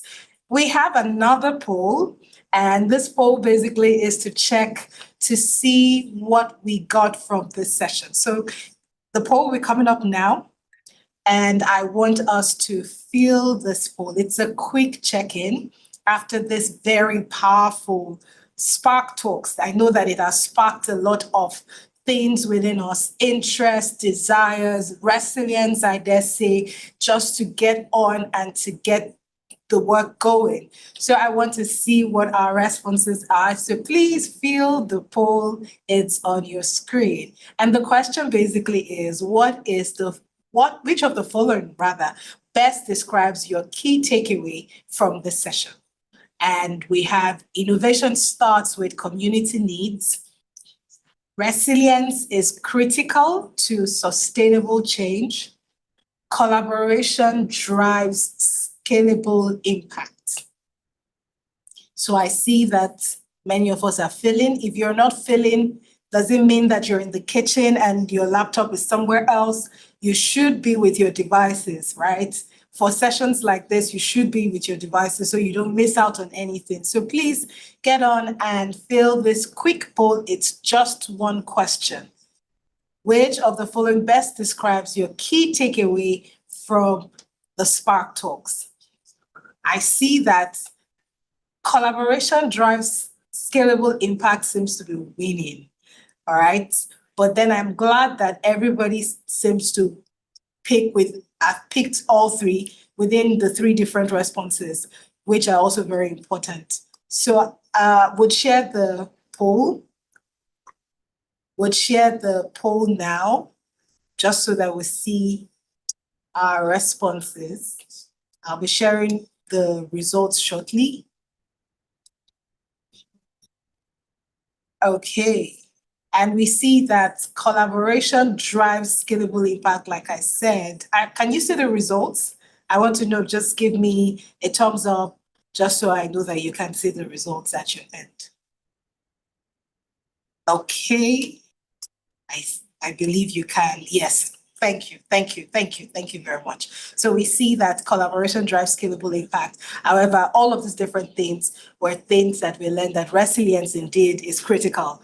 From everybody's stories, we know Innovation, we know that it begins with the needs of the communities. And I believe that we have been inspired. But like I would always say, inspiration is great, but let it lead to the action that we need to take. We must take action and we must work on every single thing that our panelists so graciously have shared with us this afternoon or morning.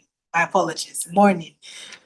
So once again, let me just thank all of our panelists. Thank you again. Thank you, Ife Oluwa, Dari Johnson. Thank you, Ife Dayo Durosibieti. Thank you, Abimbola Ojenike. And thank you, our moderator, Folusha Badamosi, for such a brilliant session.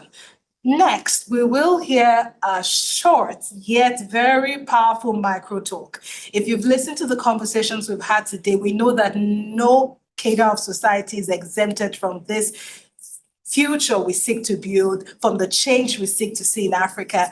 And so at this point, we'll be having a young person, charge us through a very powerful micro talk themed Voice in Action, and that's in person of Amara Unneli. She is the founder of Preserve Our Roots. Please join me as we welcome Amara to the virtual stage for her micro talk.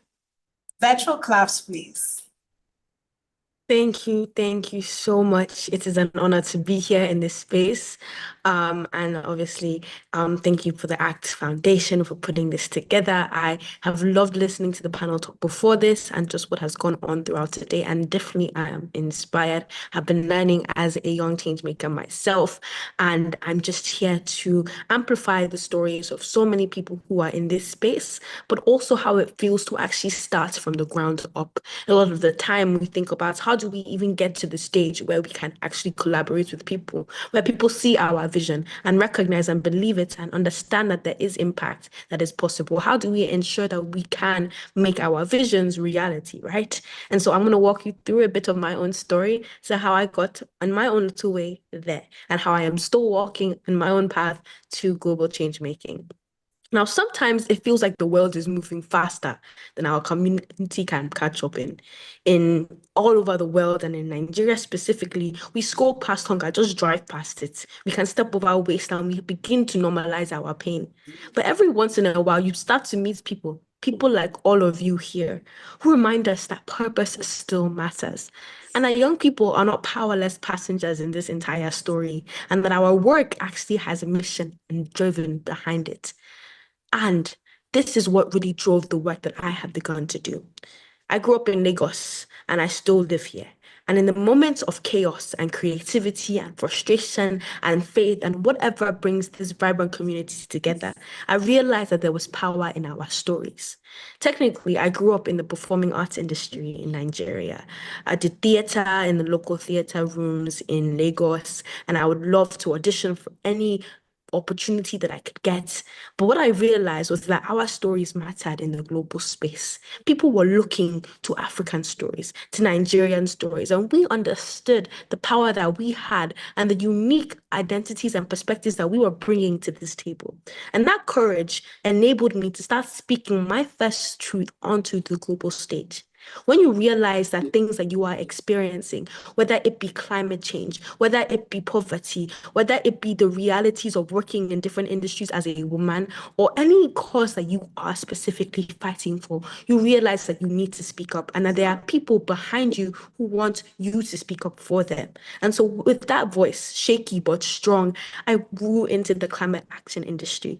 I began with book drives, food drives, and community cleanups because I realized that I was in a place of privilege that could help other people. I wanted people to see what was going on and to actually take the action to back up whatever I wanted to fix. It was simple. Teach one child, clean one street, feed someone for that day and make their day. But those small acts become something larger. Like someone was saying before in the panel, it's that kinetic energy, a way of proving that change starts with people, starts with belief that you put into your work and that people will start recognizing. That belief birthed my NGO, Preserve Our Roots. It is a youth-led NGO that works on utilizing education campaigns, climate storytelling, and grassroots initiatives to drive on-the-ground change to better climate action in our communities across Nigeria and across West Africa. We have driven amazing projects that have provided environmental resilience, community aid, storytelling for impact, and all of the above. But it wasn't something that was new. It was something that across African history, people have been doing. Students of Soweto in 1976, Wangari Maathai in Kenya, Thomas Sankara, and even Nigerian youth with the NSAS movement. But it's that power of what I said, coming together, what all the panelists before have said, coming together. We come from a lineage of bold, restless youth who refuse to accept that things are just the way it's are. That's why we're not under colonialism anymore. So through Preserve Our Roots and through all the movements that you all are building or want to build, we can continue building that legacy that has been started for us and understanding that we can create change in any field that we want to be in. So I am in this space, in this room right now, to just tell you to continue taking that action. Right now, in Preserve Our Roots, we are not giving up. And that means that there is no way that you can, in your own work, also give up. We are all experiencing realities that are out of our control, whether with government, realities that bureaucracy that stop us in what we're doing, whether it is financial pressure or just pressure with work and knowing that there's some people who really won't care. But we have a community of people who really want to make change, and we need to lean on that support and realize that if one person can't give up, you can't give up either. So what we've had in other panels, but I'm going to reiterate now, is to start small, but start now. If you care about hunger, you can feed one family who would benefit from that. Number 2, collaborate and do not compete. We all have diversity in the works that we are doing, whether you're an artist, a coder, a farmer, a writer, a student. And the more moments we see each other as allies, our collective strength can multiply. And that's the work that Preserve Our Roots has been building is as a movement. And that's how we've been able to create change. Lastly, never underestimate your story, your background, your accents, your language, your struggle, your neighborhood are not obstacles, but ingredients of authenticity that make your voice impossible to ignore. So as I stand here, I'm speaking as someone who's not have figured it out. I'm speaking as a young Nigerian who has seen what happens when we stop waiting. You are not in charge, but you are going to take charge. So show up when it's hard, create when it's inconvenient, and believe in others when it's easier not to. I want all of us to keep leading in that spirit. Thank you.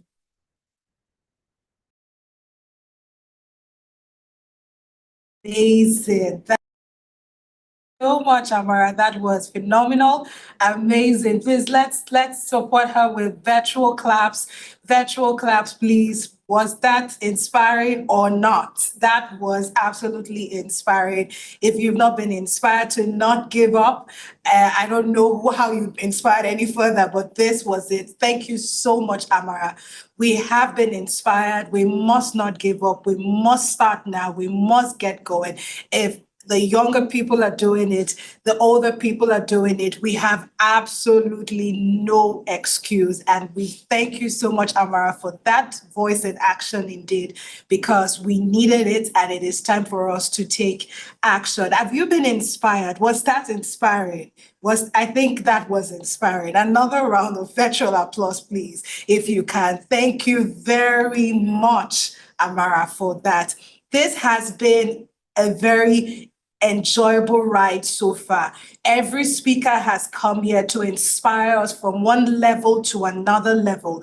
And I know that we are very inspired. And like I said, all of this is geared towards taking action. So please do not leave this meeting and not take the desired action that you're supposed to take. I want to celebrate all of those who are watching on YouTube. Yes, we celebrate everybody who's on Zoom here, but we have a number of people who are watching on YouTube. We celebrate you and we hope that you're having as much amazing time as we are having right here on Zoom. Okay, now at this point, we're going to be learning a bit more about ACT Foundation, but more specifically about our Change Makers Innovation Challenge. But before I say that, before I go on to invite our next speaker, who happens to be the CEO of Aspire Coronation Trust Foundation, I want to encourage us to tweet about what we're learning today. Please post it. I see that we're putting nuggets in the comment section, but do not allow it end there. You can take it on social media.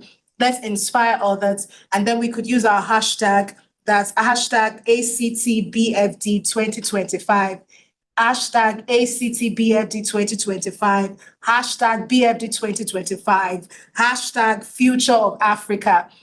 I will run through quickly, and I'm sure that our technical persons will put it in the chat room. Hashtag ACTBFD2025, hashtag BFD2025, hashtag the future of Africa. Please use all of these different hashtags to tweet and to post about this. Put out all the punchy nuggets that you're learning, and let's inspire others towards action. At this point, like I said, we'll be learning about ACT Foundation's Change Makers Innovation Challenge. That's our CIC program. This year came with a twist, a very interesting twist, and we love that we're also talking about empowering change makers who are young people. And I won't be talking about it. Our CEO, Ms. Osaya Lili, will be coming on to talk about this and to also announce the winners of this year's challenge. So please, put your hands together, our virtual claps, as we welcome together our dear CEO, Ms. Osai Alili. Over to you, Ma. Moye, thank you. My head is like this. Amara, thank you. I mean, all the speakers, everybody has been absolutely amazing. It's really, really an honor and a privilege to have everyone join us this morning. And this is our ninth year. I'm in awe of all the things that we'll be talking about. And I'm, of course, going straight into the Change Makers Innovation Challenge. So good morning to everyone, the panelists, all our partners, the change makers. It's my pleasure to introduce one of the most anticipated moments every single year. When we do this, we're always excited about it, the journey to get to this point. As we celebrate the ninth edition of the Breakfast Dialogue, we take a moment to reflect on the journey of innovation and of impact. In a world where everyone is rapidly going through this digital transformation, we recognize that technology is key and continues to define the moment and the way we approach community development. So this year, we launched a special youth edition of the challenge to spotlight young change makers. And we've discussed and talked about them as we've gone along this morning, creating sustainable impact in their communities through innovation and through technology. So we received about 188 applications from across the continent, each one of them powerful stories, but we had to select just a few. So after a rigorous process, we selected 7 outstanding finalists, and we're going to talk about them today. They pitched their innovations before a panel of judges. We had 4 judges in 2025 this year. Mrs. Bukola Thomas, who is the executive head at MPOL. Bukola was our chair. We have Kwame Opong of Bank of Ghana, Andrew Olowode, who is the Chief Technology Officer in the UK, and Tobe Rapu, who works for Bank of Industry. So I want to say, first of all, thank you to all our judges for giving us and taking this time to do this for us. So now to the exciting moment, the announcement of our winners. From the 7, we chose 4. And I'll stand from the 4th place today. Our 4th place winner is Eunice Adewale of Smokeless Briggs Energy Solutions, an innovation in clean energy and environmental sustainability. Can you just join me in congratulating the 4th place winner? In 3rd place, we have Clinton Adoga, founder of Farmlands Limited, an innovation enhancing precision agriculture and empowering smallholder farmers through technology. We're going to put all their information online as well, so in case you want to reach out to them. In 2nd place, we have Nora Kimathi, founder of Zero Bionic, recognized for our cutting-edge work in sustainability, health solutions, and clean technology. And this is from Kenya. Sorry, 2nd place, yes, is from Kenya. Our 3rd place winner is from Kenya, and the 4th place winner is Nigeria. And finally, our 1st place winner, our overall winner of 2025 Changemakers Innovation Challenge, Vivian Arinatiwe founder of Chi Innovations, for her groundbreaking innovation using technology to improve access to affordable health care services. Vivian is from Uganda. Want to say congratulations to you, Vivian. Thank you for joining us. Thank you for actually doing this and pitching. I mean, I heard you when you're speaking on that day, and it was amazing. Congratulations. Can you unmute her and let her just say a few words, if that's okay? Hello everyone. My name is Alen. I'm filling in for Vivian. I'm part of Chain Innovations. We are the company responsible for the newness device. I'm so happy you gave us this opportunity. It was a really nice opportunity. Thank you for the help, and we are really happy that we won this challenge. And I hope we can collaborate and work towards making newness a bigger device. Thank you. Thank you so much. Thank you, Alan, and send our best to the rest of the team. And we'll see you in Uganda anytime soon. Thank you, and congratulations again. Congratulations. And we're so proud of, we've got collaboration with Faith Foundation to also give training to all our winners, and we'll send all the information out as we go along. So we provided this funding support to all the 4 exceptional change makers, and of course, in collaboration with Faith Foundation as well. And we're looking forward to this. So our finalists, congratulations. Your work truly embodies the spirit of innovation, resilience, and leadership that defines African change makers. Together, we are shaping a future where technology becomes a bridge to opportunity, equity, and lasting change. The future is here, and it's powered by change makers like you. Thank you so much, everyone. And we continue. I'll pass it over to you again, Omoye. These are virtual claps. Thank you, and congratulations to all our winners, all our finalists, and to our winner. Congratulations. Please, the virtual claps. Thank you so much, Mr. Saya Lili, our CEO, ACT Foundation. Thank you, thank you. Congratulations. We're very excited for our new crop of change makers, and we truly can't wait to see the amazing work, the change that you will be creating in your various communities and leveraging technology. Thank you, thank you, thank you, everyone. Now we're slowly coming to the end of our dialogue, which is quite painful because I know that we are always looking forward to just this beautiful time to dialogue and to inspire ourselves towards greater impact. But this point, even though we're coming to the end, is a very critical session of our dialogue. If you're a part of us, you've been with us from, the OGs who have been with us from day one, from edition 1 to now, you know that our masterclass sessions are usually a hit. You don't want to miss it. So at this point, we'll be coming to our masterclass session. If you think you've gotten a lot, you've not, because this is it's the icing, as it were, on the cake. And this cake is really nice. Okay, so I'm going to be encouraging you to please stay on, have your notebooks rather, and your pen, because you'll be learning a lot. And this is why I said so. Let me introduce you to the title of this masterclass so you'd understand why. The title is Cracking the Funding Code. All right, tips and insights on funding social enterprises and nonprofits. You would agree with me that if you have all the brilliant ideas in the world and you're inspired to do a whole lot of great change out there and you can't crack the funding code, you'll be frustrated. And that is why we've brought you to this point. Yes, we've inspired you a lot, and we are not going to leave you hanging. We will give you the tips that you need to crack the funding code so you can get the desired funding to fund those ideas that I believe have come to you today, and even the ones that you already had before you came on today's meeting. So it's our masterclass session, and we have a seasoned development consultant, and that's in person of Indifreke Okwebunam. She's going to be taking us through this session. It's going to be in-depth, it's going to be very eye-opening, and it will provide you the resources that you need. I can assure you of that. So I want to encourage you to stay on and be a part of this session. Actively engage. We'll be having question and answers. I will be coming back to facilitate that process. So please take note of your questions, put them in the question and answer segments, because we'll be attending to them after the masterclass session. So please, once again, let's put our virtual hands together. together as we welcome Indifreke for this masterclass session. Your virtual claps, please. Welcome Indifreke for this session. Over to you. Thank you very much, Omoye.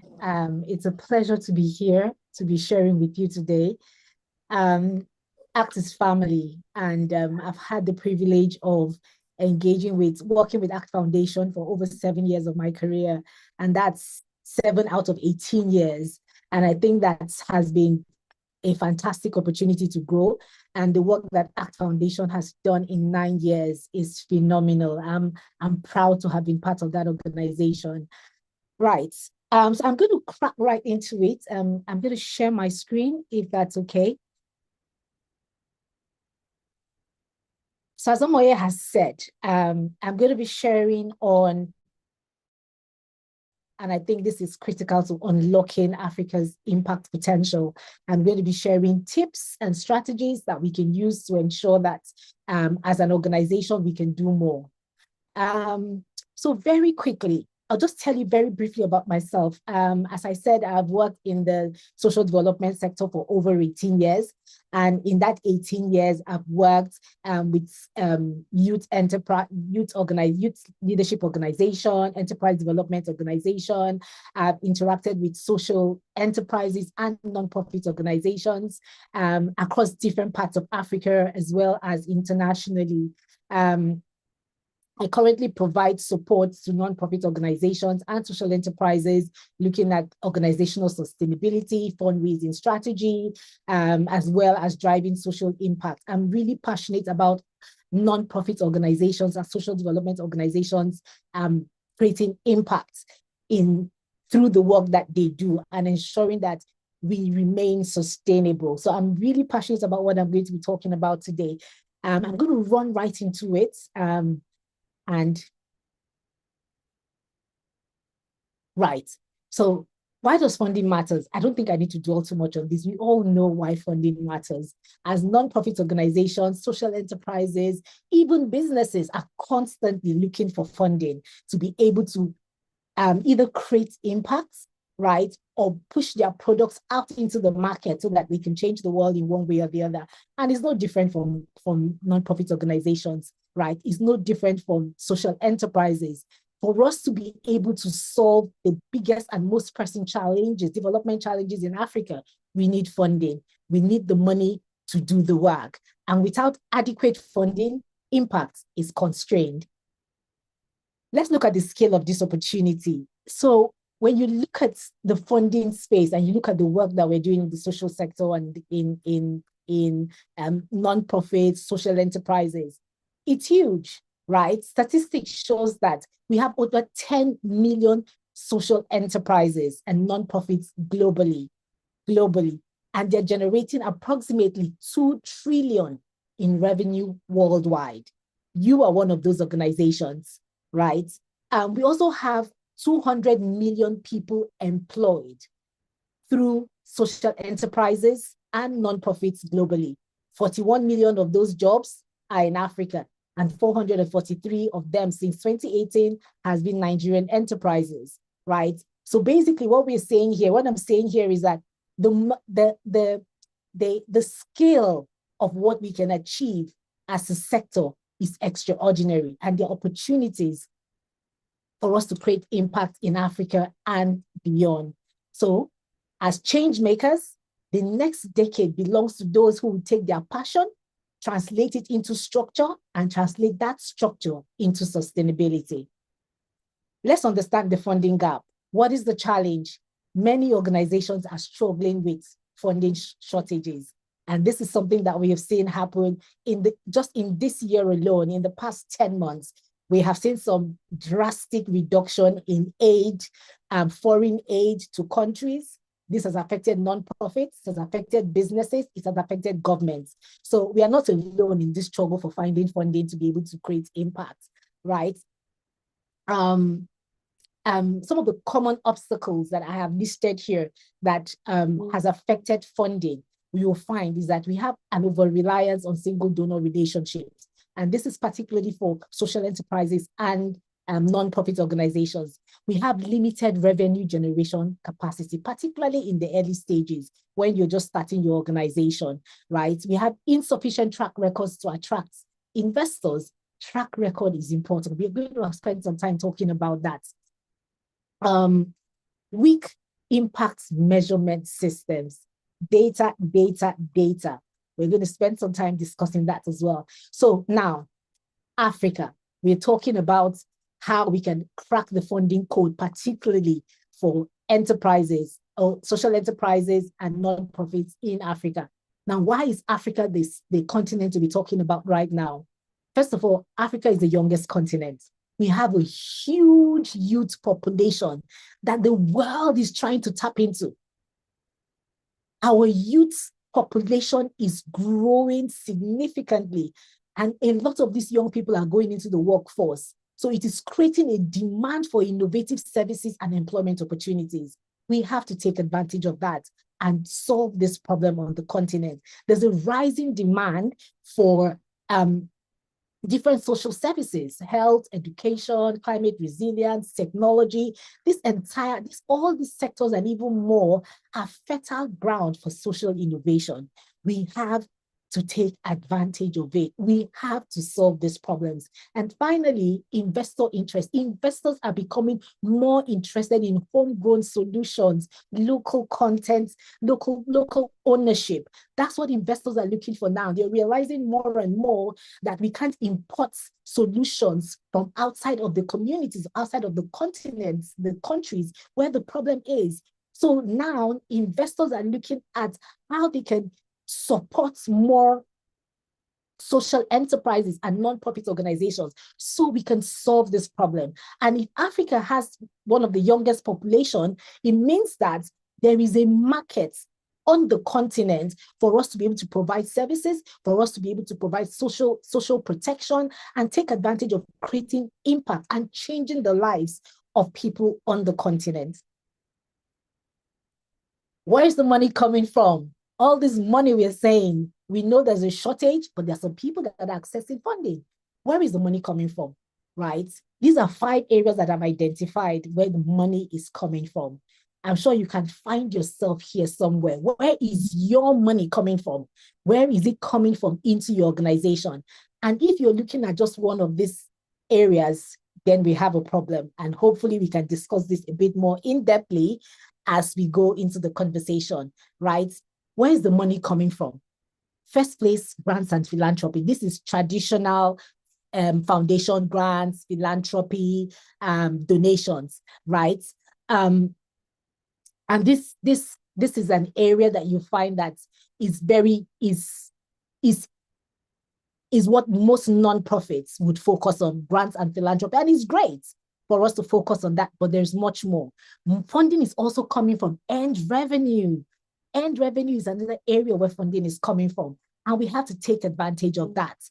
And what is earned revenue? Income generated through sales of products, services, social enterprise activities that are aligned with your mission. So it's important that you're looking at all of that. Then the next one is impact investments, repayable finance from investors. This is an area that social enterprises are looking at very critically, because here, we know social enterprises are looking at both impact and looking at profits. So it means that they have to be looking at blended finance areas where they can access significant funding to help them grow the work that they are doing. The next that you'll find on our is corporate partnership that you have here is corporate partnership. And when you're thinking corporate partnership, you're actually thinking about CSR, right? So private sector organizations are looking to provide funding. They want to provide something. They want to collaborate and partner with nonprofit organizations for shared value initiatives and to co-create models that can actually ensure that we have significant impact. And finally, we have the public sector funding. And this comes from government contracts, public-private partnerships, blended finance mechanism, combining both public and private capital. Now, as I said before, look at all these five and say to yourself, where exactly is my money coming from? What you want is for your money to be coming from at least 3 to 4 of this different opportunities. So if you are not, you need to go back to the drawing board. Right. Now, the funding that we are looking at right now, when you look at the limitations when it comes to access to funding, there are some key trends that are shaping how we access funding. And I think that a lot of nonprofits and social enterprises have stuck to the same traditional way of raising funds.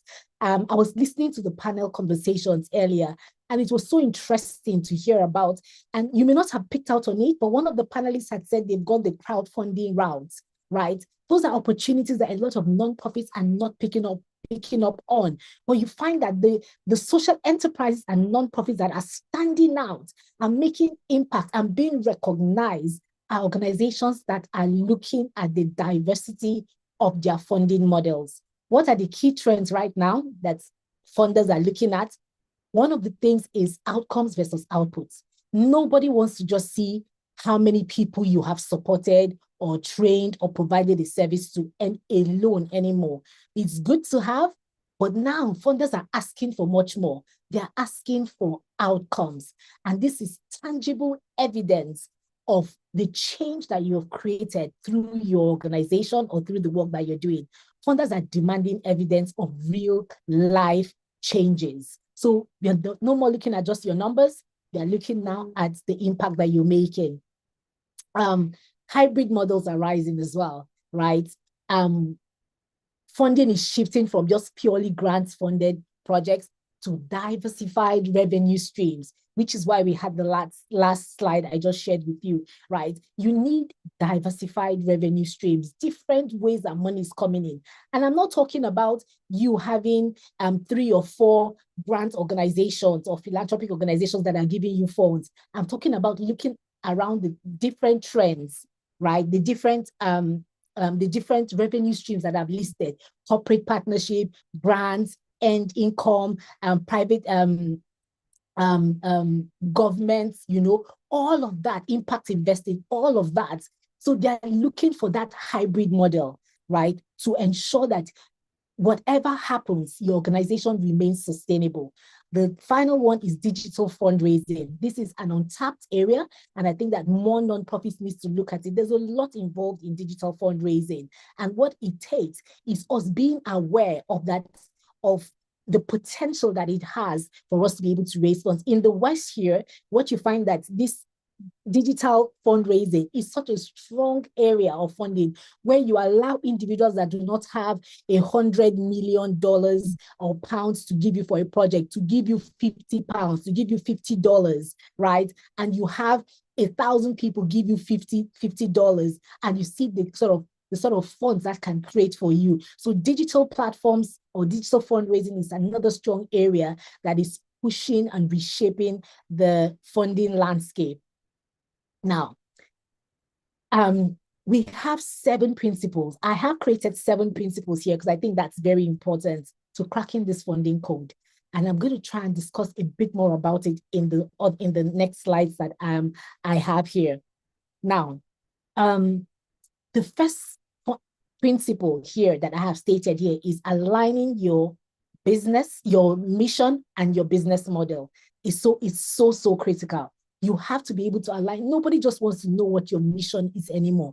They want to see how it aligns to your business model. And what that means is you must tell us how your why guides your what and your how. How your why guides your what and your how, right? Why are you doing what you're doing? We know that, you're doing it because you're passionate, because you can see this as a problem. How does it guide the exact thing that you're doing? And how are you doing it? All of that is what is important for you to be able to articulate. Number 2 is you must diversify your funding streams, right? If you want to access funding, you have to show that your organization is prepped or organized to be resilient. And what resilient means doesn't mean that you can't fail. What resilience means is that you have the structure, the process around you, that if there was a hurdle, right, like we have seen with the loss of aid coming from the United States and how we affected a lot of nonprofits and governments, right, across the continent, is that there are other things in place that will make your organization stand the test of time. Do not put all your eggs in one basket. And I'm emphasizing again, I'm not just talking about one funding stream, different revenue streams that helps the organization build resilience. Number 3 is that you must tell your story with data. You must combine compelling stories, use your data to be able to show credible evidence. How you tell your story matters. And I hope that in the next few slides, I'll be able to show you exactly what is possible with the data that you constantly, and you know, one thing we miss out on, nonprofits and social, we are constantly collecting data. We are on the field engaging with organizations, but we do not know the value of the data we are collecting. If you know the value, you can use that. Your data is gold. You can use it effectively to strengthen your organization and to tell the story of the work that you're doing. Number 4, you have to be funder and investor ready. You have to organize your organization, your processes, your structures, your system in such a way that an investor were to hear about your company, be interested in your organization, and says, I want you to be able to send me A, B, C, D, and you are ready. And they start having conversation and they can see that you have these various things in place.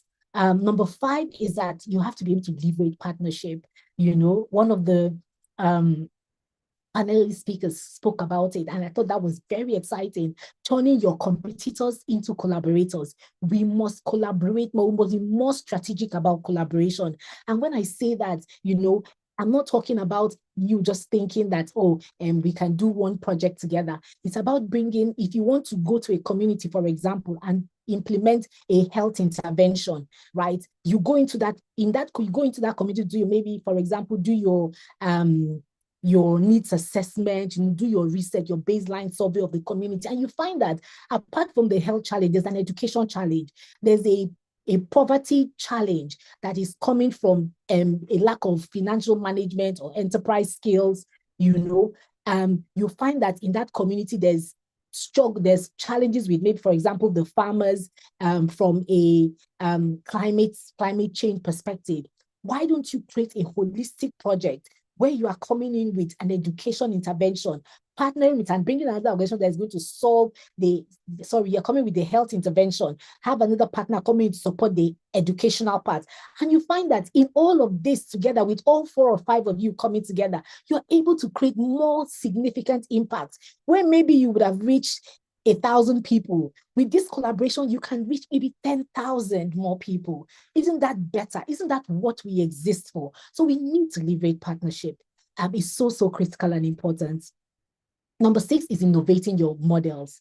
We need to begin to look at hybrid approaches, right? We need to be able to say, we get grants. Maybe you're looking for 10 million CDs or 10 million naira to implement an intervention, right? And you get an organization that is willing to give you 5 million. Where are you going to get the other 5 million from? Can you bring in corporate partnership? Can you look at an impact investor? Can you look at how can you end? Is there a possibility of selling your services, right? Is there a possibility of partnering in such a way that you get some in-kind support that allows you to be able to implement? So you need to innovate your funding models. Number 7, you have to stay adaptive.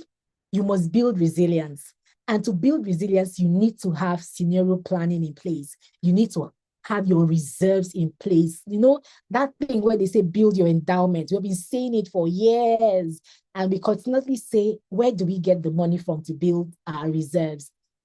It's not simple, but it is necessary for your survival. It's like knowing that if you do not drink water for maybe a year, you will die. And there's famine or there's drought, you will find a way to get water. It's your survival. It's the survival of your organization is dependent on you having reserves in place.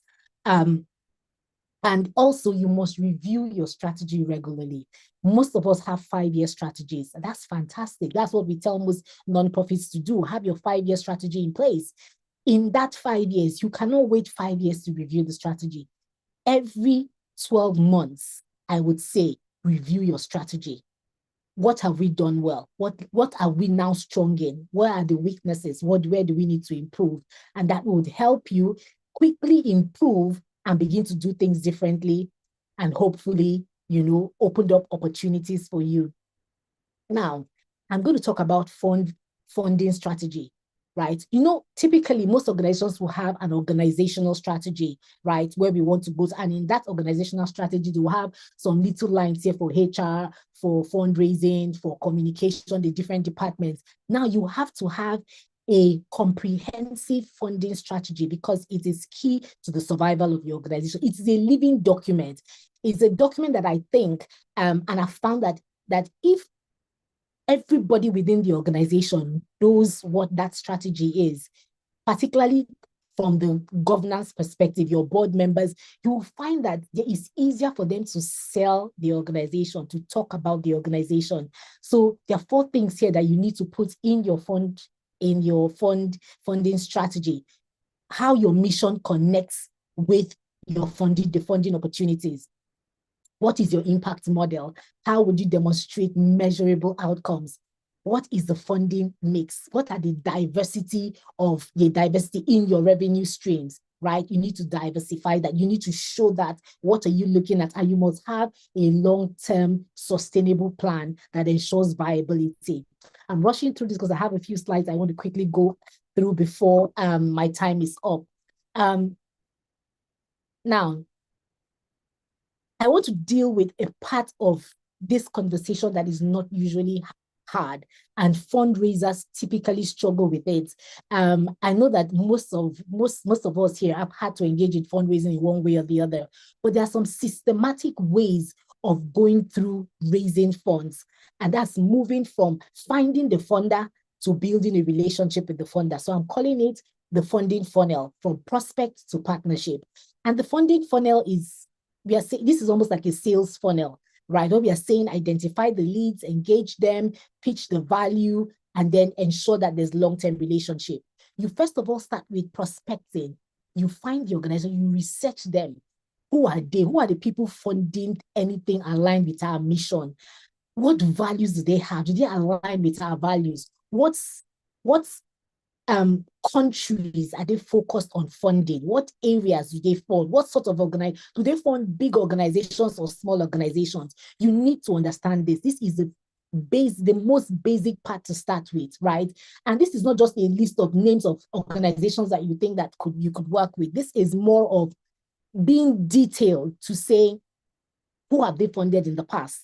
How much have they given out in the past? So you sort of have an idea. So if an organization has given, say, $1 million and gives maybe between 1 million to $10 million, and you are a startup organization, you are just starting you've been existing for 2 to 3 years, right?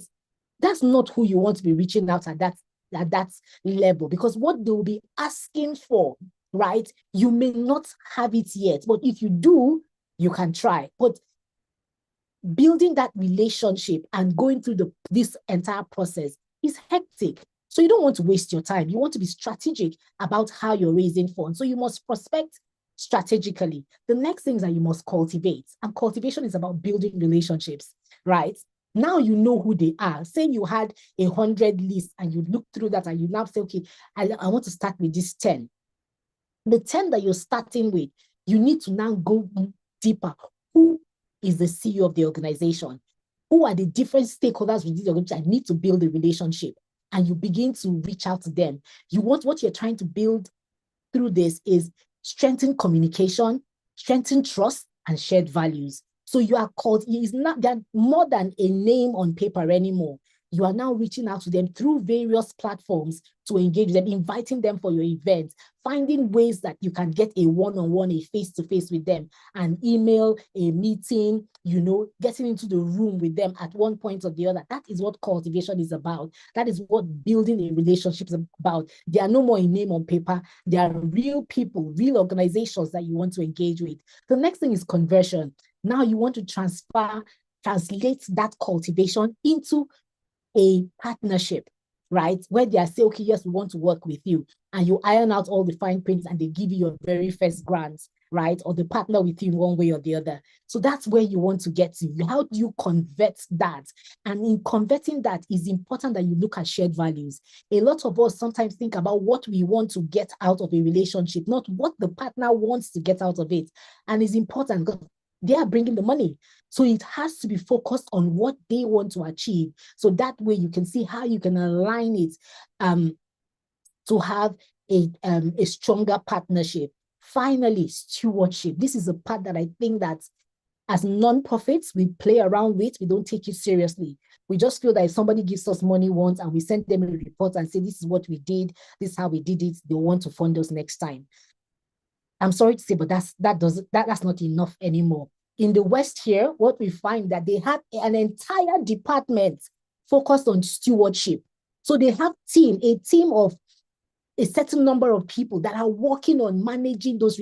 If you have funded the organization once, we want to engage with you. They are getting to a point where they know your family. Even when it's the people that give $50, $20, $100, they call you up, they check up on you, they send you birthday wishes, they engage with you so that you want to partner with them again. They build a strong relationship where you almost become like family to them. Stewardship is important. You don't want a one-time funder. You want a funder that is going to come back over and over again, right? So you need to build that relationship. It's very important, right? The next thing is your impact measurement toolkit. I'm going to run through this because of time. Now, we know this, but I don't think we take it to heart. Data is your funding currency, right? Funders only fund what they can see and what they can measure.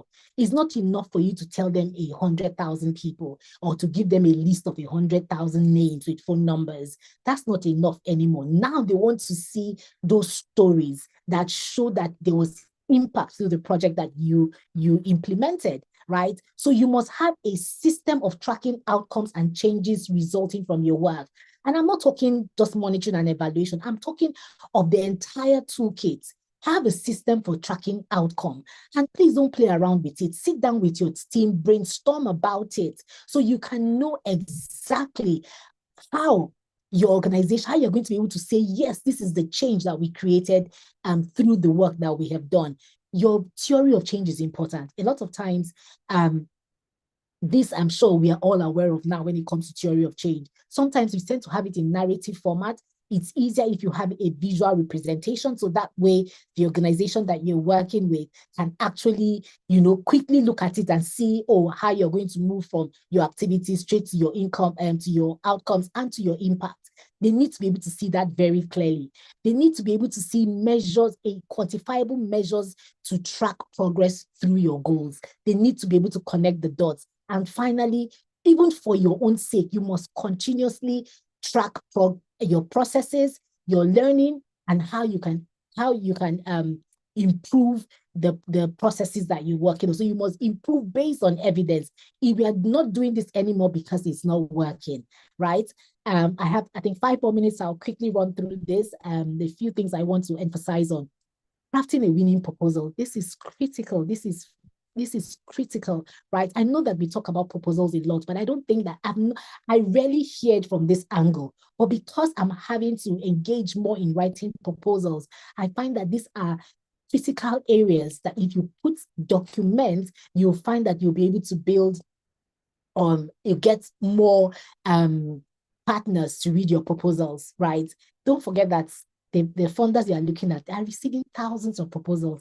ACT Foundation receives thousands of proposals every year, and they have to select less than 100 to be able to fund, right? What is going to make your proposal stand out? Clarity, evidence, and alignment is what will make your proposal stand out. So the first thing is they're going to have in your proposal is what is the issue that you're solving? Who benefits? Then what is your intervention? What solution are you bringing into it? What makes your solution unique?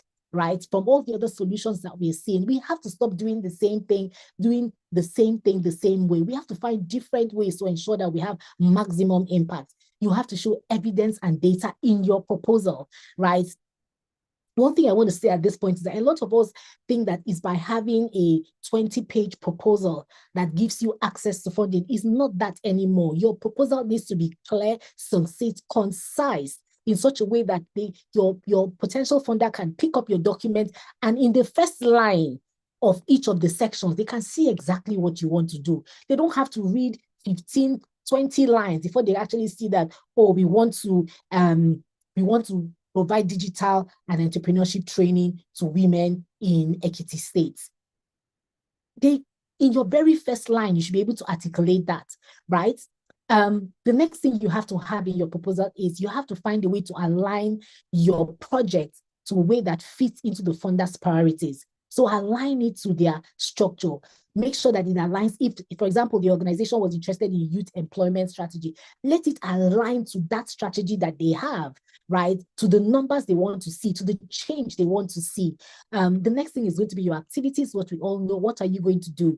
Now, why activities is important, you have to ensure, and this is something that we miss a lot in proposals that I look at that comes from organizations on the continent. One of the things that I noticed is that a lot of times we have a budget that does not align to our activities. The funder wants to be able to align your objectives, your activities to your budget. You say you want to train 50 people. Okay, how much will it take to train 50 people? You say you are going to have publicity and engagement at certain level. What is it going to cost? You must align your budget to your activities. Then your budget should be transparent. It should be realistic. It should be realistic. Not because you hear that the funder can give up to $1 million, you now, even though your project is not up to $1 million, you now start inflicting costs here and there to make it fit into $1 million. That is not good enough. You have to look at what is realistic and what works for you. What is your capacity to be able to deliver on the project? You have to have a sustainability plan. You have to be able to measure success. You have to be able to show how you're going to measure success in your proposal. A resource mobilization toolkit. These are areas that you need to look at. You should have a strategy on it in how to, and I'm not saying a funding, mobilization. So I said a resource mobilization. And when I say resource mobilization, I'm looking at funds, I'm looking at human resource, I'm looking at skills, I'm looking at in-kind support, I'm looking at funding coming from different platforms, being able to raise money from as many people as possible. I'm looking at corporate volunteering. So you have to have a plan around how you're going to mobilize resources through these different ways, right? So money is not your only currency. It's not only money you're looking for. I remember in my past, in one of the organizations I worked with, right, for us to be able to break into some organizations, we had to start with employee engagement, right? Invite them for their heads of units or their employees to volunteer with us on some of our projects. And they became ambassadors for us in that organization. And that helped us to be able to penetrate the organizations and build credibility because they could see what we were doing, and it unlocked funding for the organization. I've talked about stewarding. It's so important. It's so important. These are some ways that you can steward your partners, your current partners. Don't take them for granted. Because they are funding you now doesn't mean they'll fund you tomorrow. You just need one organization going to them with a better idea or treating them better, and they've moved on to the next person because they also are looking for how they can improve themselves, right? So have a strategy around stewarding. Tell your story compellingly, right? Build emotional connection with your funders. Connect the funders to the beneficiaries, right? Through your storytelling. Accountability reporting. There's so many ways to do this. It's not enough anymore that we are just sending reports to partners. A lot of those reports, they don't have the time to look at it. Can you find more innovative ways to do it? Can you send video reports, right? Short clips of reports saying this is what we've done. For more information, you can click on this link and you can see more details. if you're able to capture their attention, then they can go and read more of all the other things that you have. We have to find more innovative ways to report, right, in this fast-paced world that we're in now. So it's very important. Now, also report your lessons learned. We don't call it failure anymore, because we know that everybody is failing in one area or the other, in one way or the other. We are saying, yes, we have failed here, but we learned some lessons from it and we can improve. Show the lessons that you've learned through the process. It makes you, it shows accountability and transparency. Now, the reality of it, for if you're getting ready for, if you want to access funding, there are these 7 things you should do. And I'm going to just run through the list. I've talked about it in different ways. You have to ensure that your mission and your theory of change are aligned. You have to have a strong governance and leadership structure. And this, I'm talking about board structure, management systems, accountability policies. Even if you don't need the policy right now, put the policy in place. I remember before COVID, nobody was thinking of remote work policies in most of Africa. But when COVID came, everybody had to, the first 2 years, some people were still thinking, oh, we can still go back to physical working. It took a while. And now our young people are even refusing to even accept work that it doesn't give them at least 30 to 50% remote working, right? And for you to be, you must have a policy, or people would just act anyhow they want to act. So you must have those structures in place. But from a governance and leadership perspective, put the strategies in place. Have sound financial systems, right? Have your data and impact measurement strategy in place. Have your sustainability plan in place. Have your legal and compliance readiness. And this part I want to say is not just about saying that you've registered your organization, you're filing, you're doing all of that. If you're looking at accessing funding internationally or from other parts of Africa or countries that maybe is not your local country, right? The country that you are in, you need to find out what are the legal and compliance that are required for you to be able to access funds from those sort of organizations, those sort of countries, and begin to put things in place to allow you access them. Track record, track record, track record. Nobody wants to fund an organization where they are not sure if you are able to deliver. So you must show evidence of delivery, and you must have credible endorsements. This could come from members, people that you have on your board. This could come through the organizations that you have worked with in the past, or people who are able to, or I am happy to sort of give you endorsements online. This is very essential. Right. I've said a lot and I've rushed through a lot of this information, and there's so much more detail to share. But because we are limited by time, I'm just going to give you, I don't want you to leave here with, oh, I've heard all this before, I'm hearing it again. I want you to have, let us move from hearing to action. Let us move from learning to action. And these are 4 things I want you to take away and do in the next 90 days. Find or identify a new revenue stream within your organization that you want to explore. Secondly, find one system in your organization. Where is your weakest link in your organization structures that you want to strengthen? Find that and begin to work on it. Thirdly, find one new partnership that you want to pursue. So map out your ecosystem, right? And approach one strategic partner with a shared value proposition. Find one partner that you think this is a strategic partner to my organization. Begin to cultivate the relationship, build the relationship as you need to, and make sure that you are able to take that the long run. Just one. The last thing is innovate. Experiment on one new funding channel. Let's say you haven't tried, all you've gotten is grants and maybe gotten some end income. Now you want to say to yourself, let's try crowdfunding, or let's try diaspora giving. That's another area that I think is very undertapped, right? Diaspora giving, right? We know the amount of remittances that come from abroad to Africa is huge. And a lot of that, some people are willing to give, even if it's $10, £10, €10, right, to support an initiative. Find one within you that you want to experiment on. And CEOs, please, let your people experiment. If they don't try, you will not know what will work or what will not work.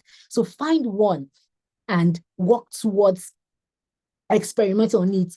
If it fails, you see where it failed and improve on it. I can bet you that if you try that out in the next 90 days, you will find areas that you can strengthen that can help your funding models. Sustainability is not just about money. It's a mindset. It's is management, is aligning your mission to everything that you do, right? So please let us look at this differently. And finally, Africa's development is shifting. It's shifting from aid, is moving more to impact-driven sustainability. It is not business as usual. Not everybody, the aid sector is declining, right? If you look at the EU and the UK, America, certain countries in the EU, they are cutting their aid budgets. So if we want to build sustainability and be resilient, we have to move from the mentality of looking for aid, but looking at how we can drive impact and how we can find other ways that we can raise funding to increase our impact and build sustainability for our organizations. Nonprofits that can, I have this last line here that I think is important for us to note. Nonprofits that can prove their impact, build credibility, and innovate their funding models are positioned to become key architects of Africa's transformation. Prove your impact, build credibility, and innovate on your funding models. Thank you very much.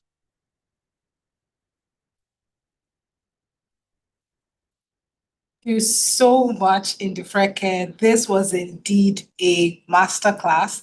I've been looking at everybody's comments in the comment room. It shows that everyone was paying full attention. This was indeed a masterclass. Noted a few things, but I like that you ended on this note about nonprofits being who can actually prove their impact, build credibility, and innovate their funding models are the ones who are positioned to create this future that we so desire for Africa. So I'm asking you, have you found yourself in here? Have you found where the money is coming from you, for you rather? Have you found the areas that you need to improve on? Because that was the essence of this masterclass. I hope that you have gotten a lot of nuggets, and I hope that you are planning to implement and to get to action starting from today. The day is still quite young for you to get into action. Thank you so much, Indifreke. It is time to take some questions. I know that we have a few questions that have come in.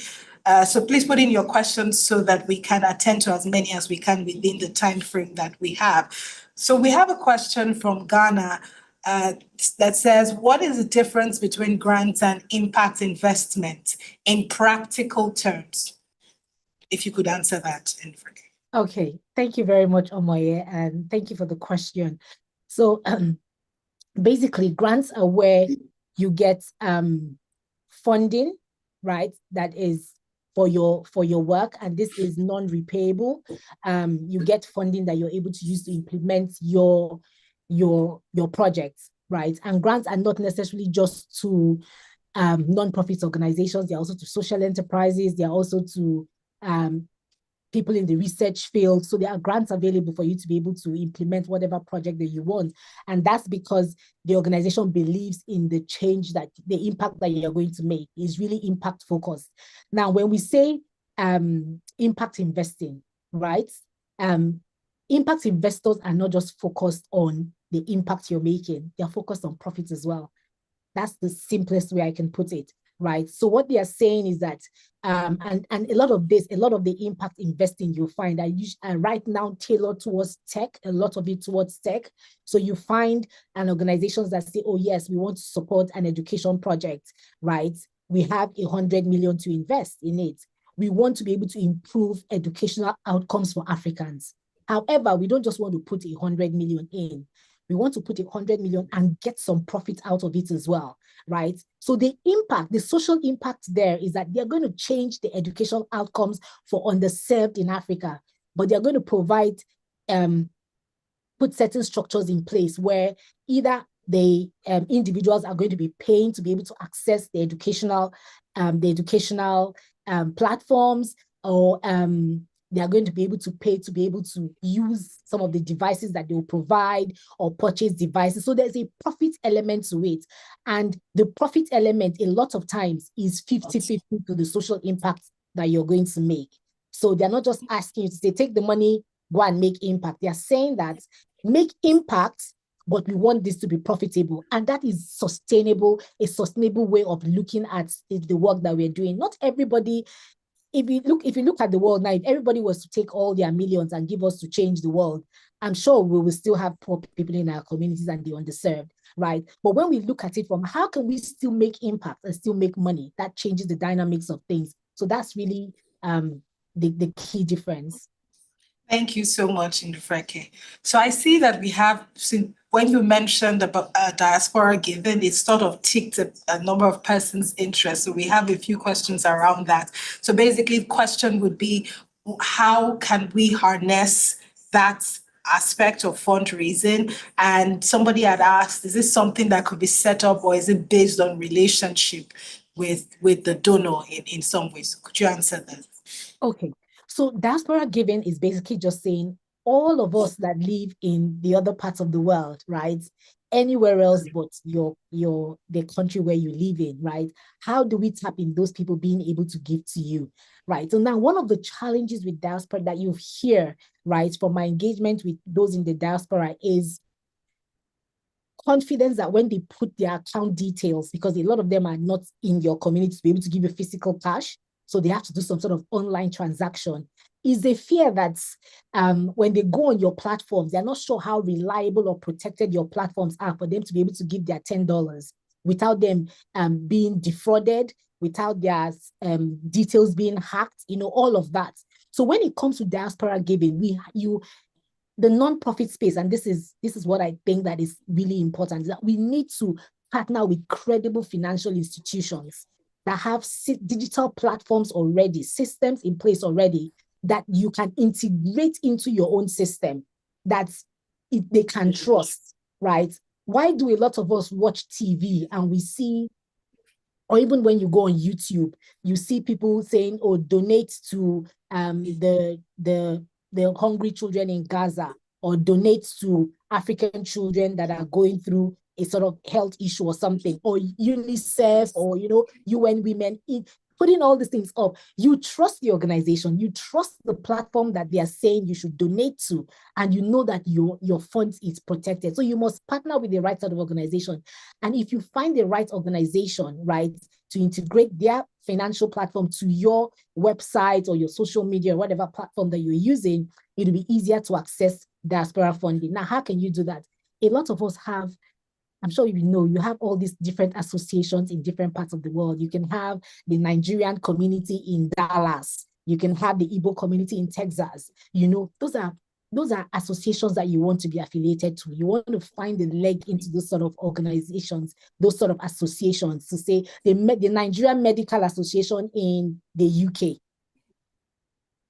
right? If you are able to find a leg in, if you're able to reach out to those sort of organizations, go to LinkedIn, go to different platforms that you can find who the CEOs or who the heads are, right? And reach out to them, tell them what you're doing, start a conversation. That's one leg in. And imagine if you had even something as basic as having an organization that's Nigerians or Ghanaians in business in Netherlands, right? Those are businesses, right? If you can affiliate with them, they want to be able to do more, and they want to be able to have access to be able to do support more. So that's how you can look at diaspora funding. And I hope this helps, because I know that we're running out of time. Yes, thank you very much. It does help. So I have a few questions here on engaging donors. So one person had asked, when asked the question, why now? If one's investors ask why now, why now, why this initiative?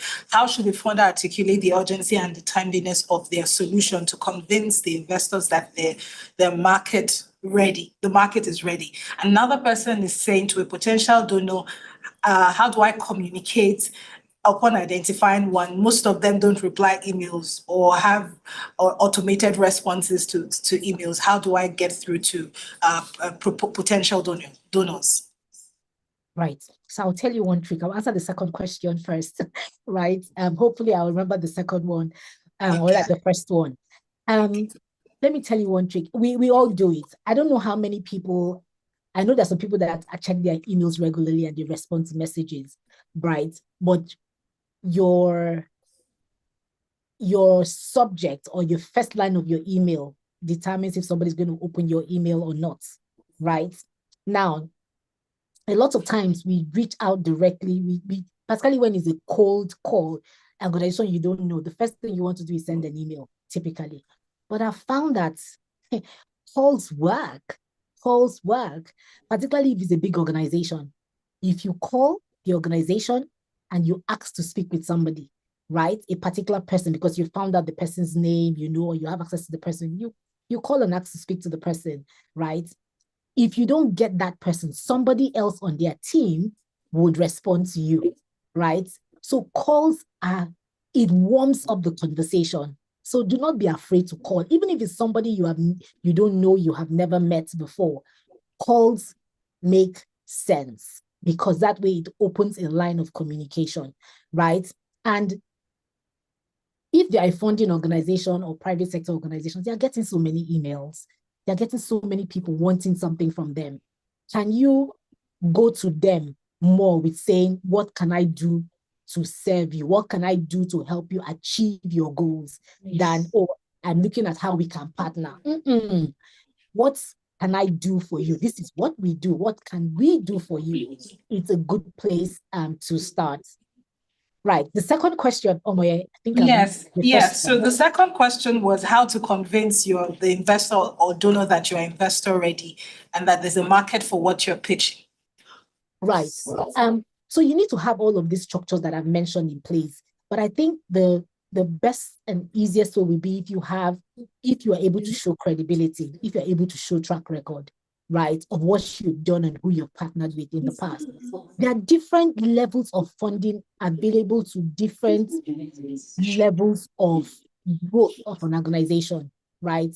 If you are at the pilot stage of your organization, it's harder to access external funding. I'm not saying it's impossible, it's harder for you to access a certain level of funds. So you must from the start go, right? From moving from 0 to 1, right? That point, you must begin to build credibility, build track record, even if it's your own funds that you are putting into it.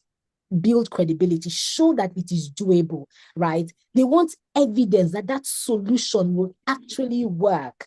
And if you're not able to show that in a simple graphical or visual way, it's harder for anyone to sit down to have a conversation, right? So from the very beginning, begin to build credibility. And if you have not, right, if you've worked with certain partners, ask them for short video endorsements. They've worked with you, ask for the CSR team to say, oh, we have worked with this organization, we did this project. They don't have to say you were fantastic if they didn't think you were fantastic, but you want them to say you were fantastic. But you want them to even say, yes, we worked with this organization and we reached this number of people. So don't just send just get feedback from your beneficiaries. Let your past funders also do short testimonials that can help show your credibility, right? And that way it can provide some sort of opening for you to be able to have stronger conversations. Thank you so much, Nifreke. We have more questions, but unfortunately our time is up. But I just wanted to say thank you on behalf of everybody who has benefited immensely from this masterclass session. Thank you so much. Indeed, you are family, and thank you for always showing up every time we call on you. Thank you so much. Virtual claps, please, as we celebrate Nifreke for this amazing masterclass session. Wow, what a day. We are slowly closing the curtain on the ninth breakfast dialogue of ACT Foundation. This has been a very, very thought-provoking, inspiring session. I believe it has been for every single one of us.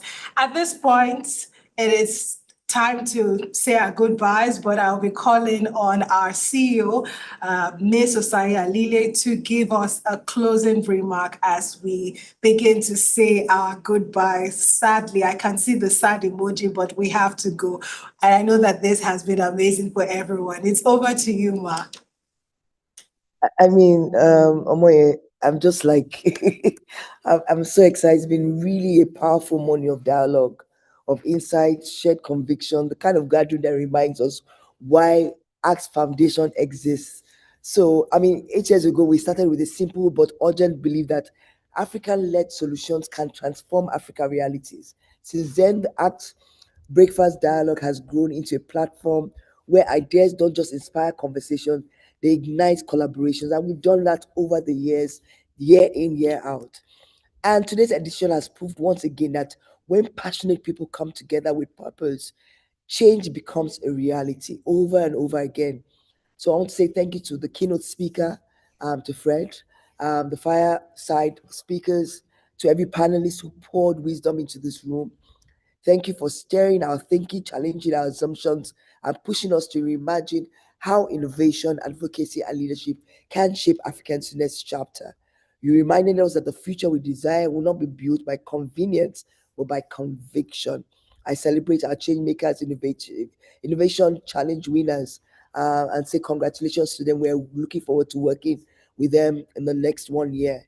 At AX Foundation, we remain committed to supporting you as you turn those ideas into measurable impact across the communities and across our continent. To our founders, Access Bank, say thank you. Continuously year in, year out, they believe in our mission and our support. Your support has been visionary. Thank you so much. And of course, my board members, who are constantly standing with us. I'm so grateful. To our sponsors, Faith Foundation has just joined us. We say thank you. Lagos Business School, Veraki Zaron, Dangote Foundation, thank you so much. And to all our attendees, the speakers, our partners, and friends of ACT Foundation who have joined us today, thank you, thank you, thank you, thank you, thank you. I want to say thank you to my colleagues and our staff at ACT Foundation. Thank you for all that you do and how you come together as a community to make this work every single year. So as I close and as we close, I leave you with this thought. The future of Africa will not be written by those waiting for permission for it. It will be shaped really by those who lead with purpose. Every one of us, we advocate for change and we innovate with our heart. Let us each go back to our communities determined to do just that. Together, let us keep building the Africa that we can be proud of. And I want to say thank you again. Omoya, thank you for moderating today. And I'm looking forward to us, everyone, joining us again in 2026. Enjoy the rest of the day and God bless you.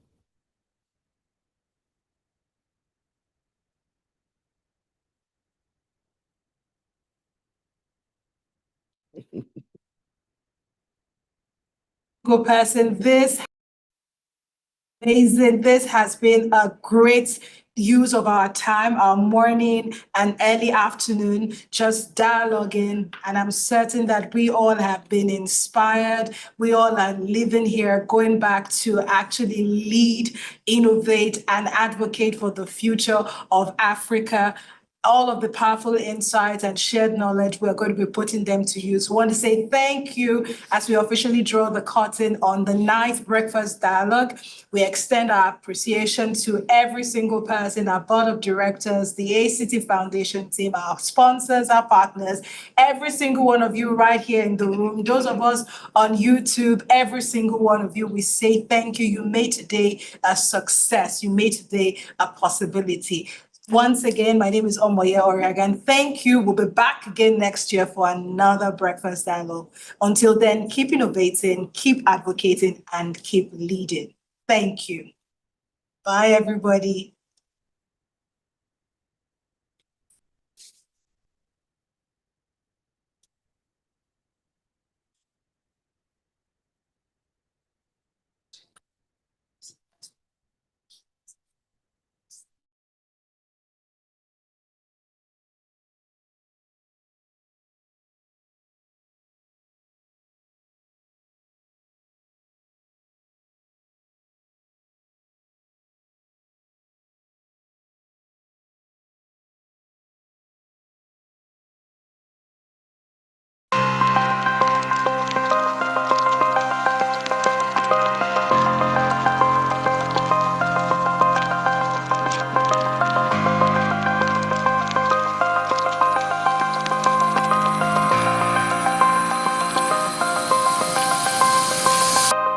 After a rigorous and thorough review process, we are excited to present to you our 10 finalists who are leveraging technology and digital tools to drive social change in their communities.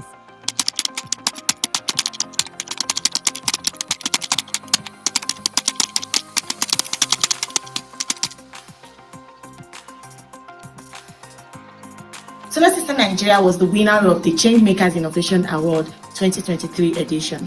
Through this award, we're able to recruit, train, and support 50 women in 10 communities across Taraba, Benue, and Nasarawa states. The women entrepreneurs we recruited through their businesses have enabled energy access to more than 8,000 beneficiaries, and this impact is amazing because what this means is more than 8,000 persons across these states now have access to clean and affordable energy. In Malawi, Cubics Robotics trained 80 beneficiaries, including 30 women and 50 students, converting plastic waste into educational radio kits using 3D printing technology. Goal 3 deployed the Impala patient monitoring system in Yamata, Rwanda, training over a dozen nurses and doctors and currently monitoring over 20 patients in a bid to improve neonatal care. And through our partnership with Ishq Toleram, we provided institutional support to Ecobata Company. My name is Chisomo Tezi Kantema from Malawi. I am a co-founder of Cubics Robotics. So Cubics Robotics is the digital manufacturing startup in Malawi. We are developing 3D printers, CNC machines, and razor cutters. With the ACT Foundation, we had an amazing project called 3D Print Your Plastic Waste. In the 3D Print Your Plastic Waste, we are working with the women from Kacheri and the Mood River, who are our primary waste collectors. So they collect plastic waste bring it into our facility. In our facility, we process this plastic waste into 3D printing filament, then we build FM radios. Our relationship with ACT Foundation has been truly amazing, and it has been an interesting journey. ACT Foundation has supported us with the financial and most importantly with the education. We say thank you, ACT Foundation. Thank you, the ACT Foundation team. Thank you, the team at Veraki. Your support has been truly amazing. Together with the ACT Foundation, we did a project where we implemented our Impala system, a smart monitoring system for neonates and children to help healthcare workers make better decisions on when and how to treat their patients. And together with this implementation, we also did an assessment in the hospital on the situation of the hospital. We trained all of the healthcare workers both on emergency and critical care preparedness, on the Impala system, and we installed and implemented these systems. And we're very grateful for the ACT Foundation for enabling us to execute this project.